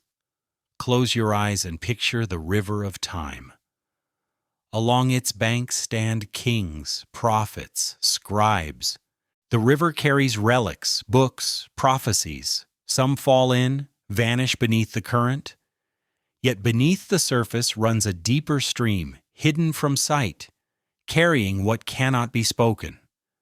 The hypothesis of Christ's bloodline is like that submerged current, unseen, unprovable, but sensed in the ripples it leaves at the surface. The idea is both alluring and destabilizing. If the Merovingians were heirs of Christ, then Rome's authority to anoint rulers would falter, for kingship would be sanctified not by papal oil, but by blood itself. Power would belong not to those chosen by the church, but to those born into a line it could not control. No wonder silence would be the strategy. Better to erase than to confront. Fringe texts embellish further. Some describe secret guardians of the line, identifying the Templars or the Priory of Sion as protectors. Others point to visions and prophecies, monks who saw a king with a wound in the thigh, nuns who dreamed of lilies crying blood. Each becomes part of the same chorus, a bloodline hidden yet alive. Mainstream voices, weary, insist we must distinguish history from allegory. They remind us that absence is not proof, that speculation cannot replace evidence. Yet even they admit the emotional power of the hypothesis. For in a world where memory is curated and silences are deliberate, it feels natural to suspect that the greatest silence conceals the greatest truth. And so the hypothesis endures, half history, half dream. It joins our mosaic as another fragment, fitting perfectly with prophecies, relics, maps, and directives. Together, they form an image that is not complete but compelling, like a stained glass window missing pieces yet glowing nonetheless. The chalice remains empty on the altar. The light through the glass remains red, as though wine still fills it. Silence hums, and from silence rises another vision, this time not from scribes or maps, but from a solitary nun, whose eyes closed in prayer saw a king walking in fire and a lily shedding tears. Her vision too was sealed, but her whispers remain. The chalice on the altar remains empty, glowing crimson in stained glass light. Silence hums around it, yet silence has never prevented vision. In convents and monasteries across Europe, prayer sometimes opened doors that parchment could not. And among the fragments that make up our mosaic is the testimony of a nun, a woman cloistered in devotion, who claimed to see what others were forbidden to speak. Her visions, recorded in marginal notes and suppressed confessional transcripts, date from the late 16th and early 17th centuries. She was no reformer or heretic, simply a sister of quiet obedience. But in her prayers, she began to see images that unsettled confessors and archivists alike. A king walking through fire, a lily weeping tears of blood. These were not the visions Rome wished to nourish, and so, like other fragments, they were sealed away. In one account, she describes kneeling in her cell as the chapel bell tolled midnight. Before her closed eyes appeared a figure, a king crowned but veiled, his garments trailing flame.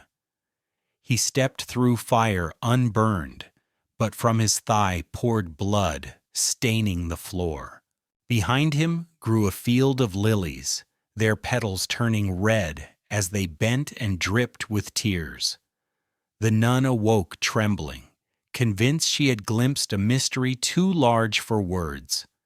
Mainstream historians view such accounts as typical mystical imagery.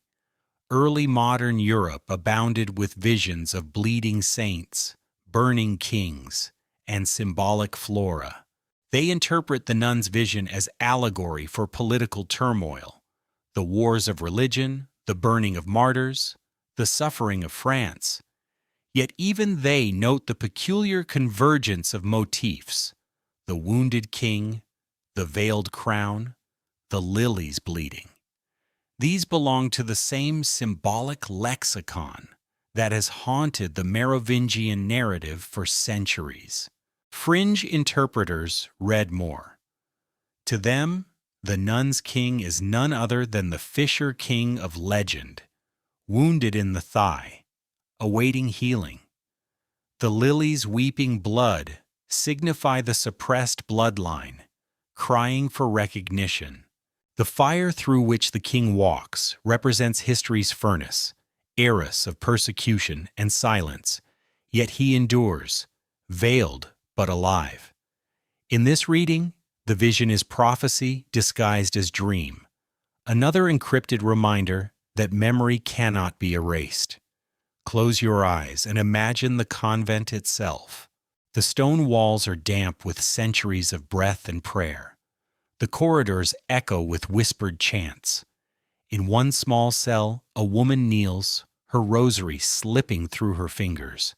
Her eyelids flicker, and she sees not the candle, but a blaze, not the crucifix, but a veiled king, not white lilies, but petals streaked with red. Outside, the wind moans through the cloister garden. Inside, silence presses heavy, sealing her words like wax. Her confessors were disturbed. The surviving fragments of transcripts show marginal notes, phrases struck out, lines omitted. One instruction reads, "Non nutriatur," record not these visions. Oh, once again the directive of omission appears. The vision was too close to forbidden memory, too resonant with patterns Rome sought to starve. Better to bury it in the confessional archive than risk its circulation. Yet burying only ensured survival in whispers. Copies of her account were kept secretly by sympathetic scribes. By the 17th century, fragments appear in collections of mystical writings, often unattributed, labeled only "Vision of an Anonymous Sister." In these collections, the image of the king in flames and the lily-crying blood became emblematic, a symbol of a wounded lineage hidden in plain sight. Mainstream scholars note that visionary women were often suspect in their time. Their words carried weight among lay people, yet their authority troubled the church. Many visions were suppressed not because of specific content, but because of fear that they undermined clerical control. In this sense, the nun's experience fits a broader pattern. And yet, the persistence of motifs tied specifically to veiled kingship and lilies of blood makes her case distinct. Fringe readers even suggest she glimpsed Dagobert II himself, the silent saint, walking through centuries of fire. Others link her lily to the fleur-de-lis of France, here wounded, symbolizing a crown denied. In all readings, the vision becomes more than private mysticism. It becomes part of the subterranean current carrying the Merovingian inheritance forward. Imagine the image once more. The king's crown veiled, his steps slow in flame, his wound dripping into soil. Around him, lilies bend, their white petals staining red. The garden weeps, yet does not die. This is history itself, seen through dream. Wounded, silenced, weeping, but alive, enduring beneath layers of ash. Mainstream voices dismiss the vision as allegory, a symptom of religious imagination. Fringe interpreters embrace it as encrypted memory. Both agree on one point: it touched something raw, something potent, something that refused to fade. That persistence is what matters. The nun herself passed into obscurity, her name unrecorded. Yet her vision outlived her, folded into collections, whispered in sermons, later resurrected by seekers of hidden kings. Her tears joined the mosaic of silences, maps, relics, and directives, adding another echo to the chorus of suppressed memory. The convent bells toll again, their sound fading into the night. The cell returns to shadow. The nun's breath steadies, her rosary rests. Outside, the lilies of the cloister garden sway, their petals pale in moonlight. For a moment, they seem to weep. Then the wind dries them, and silence resumes. From her vision, we step forward into another century. The 19th, when Europe, weary of revolutions and industrial clamor, turned again to mysticism. Secret societies revived old tales. Antiquarians published suppressed texts. Seekers returned to Rennes, Opule, and the Merovingian myths. The nun's flames and lilies reappeared, not as solitary vision, but as symbols reborn in collective imagination. The nun's vision fades into silence, her tears of lilies drying in the cloister garden. But centuries later, silence would stir again. Not in a convent cell, but in the parlors of antiquarians, the libraries of mystics, and the whispered gatherings of secret societies. The 19th century, for all its factories and revolutions, also craved the hidden, the esoteric, the mystical. And in that craving, the fragments of our story found new breath. By the early 1800s, Europe was alive with rediscovery. Old manuscripts were sought in dusty archives, relics unearthed from forgotten chapels, ruins measured and catalogued. Romanticism swept across art and literature, and with it came hunger for the medieval, the mysterious, the half-forgotten. Where Enlightenment had stripped stories down to reason, Romanticism clothed them again in myth. It was in this atmosphere that whispers of the Merovingians returned. Antiquarians dug into chronicles, noting the strange gaps, the kings omitted, the saints never canonized, the relics sealed. Writers of esoteric bent began to weave connections, linking Dagobert II to prophecies, tying lilies and crowns to suppressed genealogies. They found in the silence itself a kind of evidence. One thread leads to Rennes-le-Château again. Visitors in the late 19th century reported oddities in the church, murals with strange symbols, inscriptions hinting at secrets. Pilgrims, writers, and fortune seekers gathered there, convinced the little hilltop village held more than met the eye. Saunier's unexplained wealth, already suspicious, became fodder for books and lectures. Soon, Rennes was no longer just a parish, but a shrine of mystery. Another thread weaves through Paris, where libraries and salons buzzed with societies of mystics. The Priory of Sion, whether historical or invention, entered the stage here. Documents known as the Dossier Secrets were placed in the Bibliothèque Nationale, filled with genealogies and claims that the Merovingian line had survived, hidden, protected. Whether forged or authentic, the dossiers lit the imagination. Readers saw in them not dry charts, but a living story of a bloodline, deliberately erased yet enduring. Mainstream scholars warn that these dossiers were 20th century creations, retroactively placed, and yet the cultural soil of the 19th century prepared the ground. The appetite for mystical genealogies, for secret orders guarding holy blood, was already vibrant. Societies like the Rosicrucians, the Martinists, and later the Theosophists drew upon the same language of hidden wisdom and suppressed history. Into that hunger, the Merovingian motif fit seamlessly. Imagine a Parisian salon in 1885, candles flicker against heavy curtains. A circle of seekers pore over a yellowed manuscript. On the page, lines of genealogy descend from strange names, Merovic, Dagobert, down to figures marked only with initials. The seekers whisper. Could these be living heirs? Could the silent kings walk still among them, veiled by anonymity?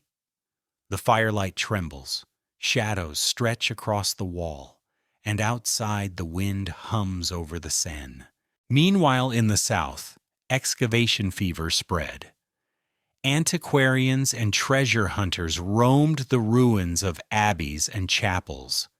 At Saint-Denis, whispers arose that certain crypts were deliberately sealed. At Rennes, officials blocked attempts to dig beneath altars. Each prohibition fed the sense of conspiracy. Why forbid digging, unless something lay beneath? In truth, many bans were practical, protecting heritage from looters. But in the mystical imagination, every locked door concealed not dust, but destiny. Fringe interpreters argue that the 19th century marked a deliberate revival of what had been starved. Where Rome said non nutriator, let it not be nourished, the seekers of the 19th century watered the roots again. They reread chronicles, reimagined maps, reinterpreted visions. The silence became fertile soil, from which sprang novels, lectures, societies, and symbols. Mainstream voices frame this revival as cultural rather than historical. The Merovingian myth fit perfectly into Romanticism's fascination with ruins, with Gothic darkness, with suppressed secrets. Yet even they concede the persistence of the same motifs: lilies, veiled kings, wounds, sealed vessels. The recurrence is too precise to dismiss as coincidence alone. Close your eyes and picture a dusty library in 1890. A scholar bends over a manuscript. He notes a name struck out, a lineage abruptly cut. He pauses, frowns, and copies it into his notebook. The ink smudges as the candle guttered. For him, the omission itself is revelation. Silence, once again, becomes evidence. By the century's end, the mosaic of fragments had become a living legend. Rennes-le-Château, Dagobert II, the Opule maps, the Priory of Sion. Each piece found audience. Mysticism was not fringe but fashionable, a counterweight to the clamor of machines and politics. In the hush of candle-lit rooms, seekers felt closer to truth than in the roar of factories outside. And so the 19th century breathed new life into what silence tried to starve. Visions resurfaced, genealogies reprinted, prophecies reread. From Paris to Languedoc, the story was no longer buried. It walked again in whispers, dressed in romantic finery, ready to pass into the 20th century where it would grow louder still. The wind rattles the shutters of that Parisian salon, carrying the sound of pages turning, of pens scratching genealogies into notebooks. A candle flares, then dims. In the silence, one phrase seems to whisper through, not gold, but kingship, not power, but memory. And from these salons and ruins, from dossiers and sealed crypts, we move into another chamber of the mosaic. Not public salons now, but hidden drawers. Not romantic effusion, but bureaucratic control. For within the Vatican itself, whispers speak of a fons, a file cabinet without a label, a drawer missing from the catalog. In its depths, they say, the silences are stored deliberately, each paper a command to forget. The salons of the 19th century grow quiet, their candles guttering into smoke. The seekers disperse, manuscripts folded, whispers carried into the night. And yet, behind the public revivals and the romantic speculations, another whisper persists, colder, quieter, hidden deep in archives where the air itself smells of dust and silence. It is here that some claim the truth of memory management was gathered, bound not in books, but in drawers. Drawers without names, drawers not listed in any catalog. Fons M, they whisper, the file of forgetting. The legend of Fons M is difficult to trace. No inventory admits its existence. Yet in hushed corners of libraries, archivists have spoken of drawers sealed, folders marked only with a rose or a star, documents without reference numbers. Inside, they say, lie the directives. Non-nutriature repeated like a refrain. Lists of relics sealed, names struck out, genealogies halted mid-line. A bureaucracy of silence, meticulous and deliberate. Mainstream historians dismiss this as invention. Every archive has its gaps, every catalog its missing references. Fons M, they argue, is a phantom born of imagination. And yet, the idea carries weight because it rhymes with what we already know. The Book of Kings omitted, Dagobert's sainthood denied, relics confiscated, visions suppressed. Whether or not Fons M exists as furniture, it exists as pattern. Imagine a dim Vatican corridor. The stone walls are cool. The lamps burn low. At the end stands a wooden cabinet, plain, unmarked. Its drawers are many, but one has no label. An archivist approaches, hesitates, then pulls gently. Inside, folders rest. Yellowed paper, wax seals cracked, words fading. He lifts one. Sub rosa non nutriatur. Another. Seal the crypt. Record not the name. A chill passes as he reads, not because the words are fierce, but because they are calm. Silence made into policy. Forgetting given form. Fringe interpreters say Fons M is the ultimate confirmation that silence itself was archived, that the Church not only commanded forgetting, but preserved its own commands.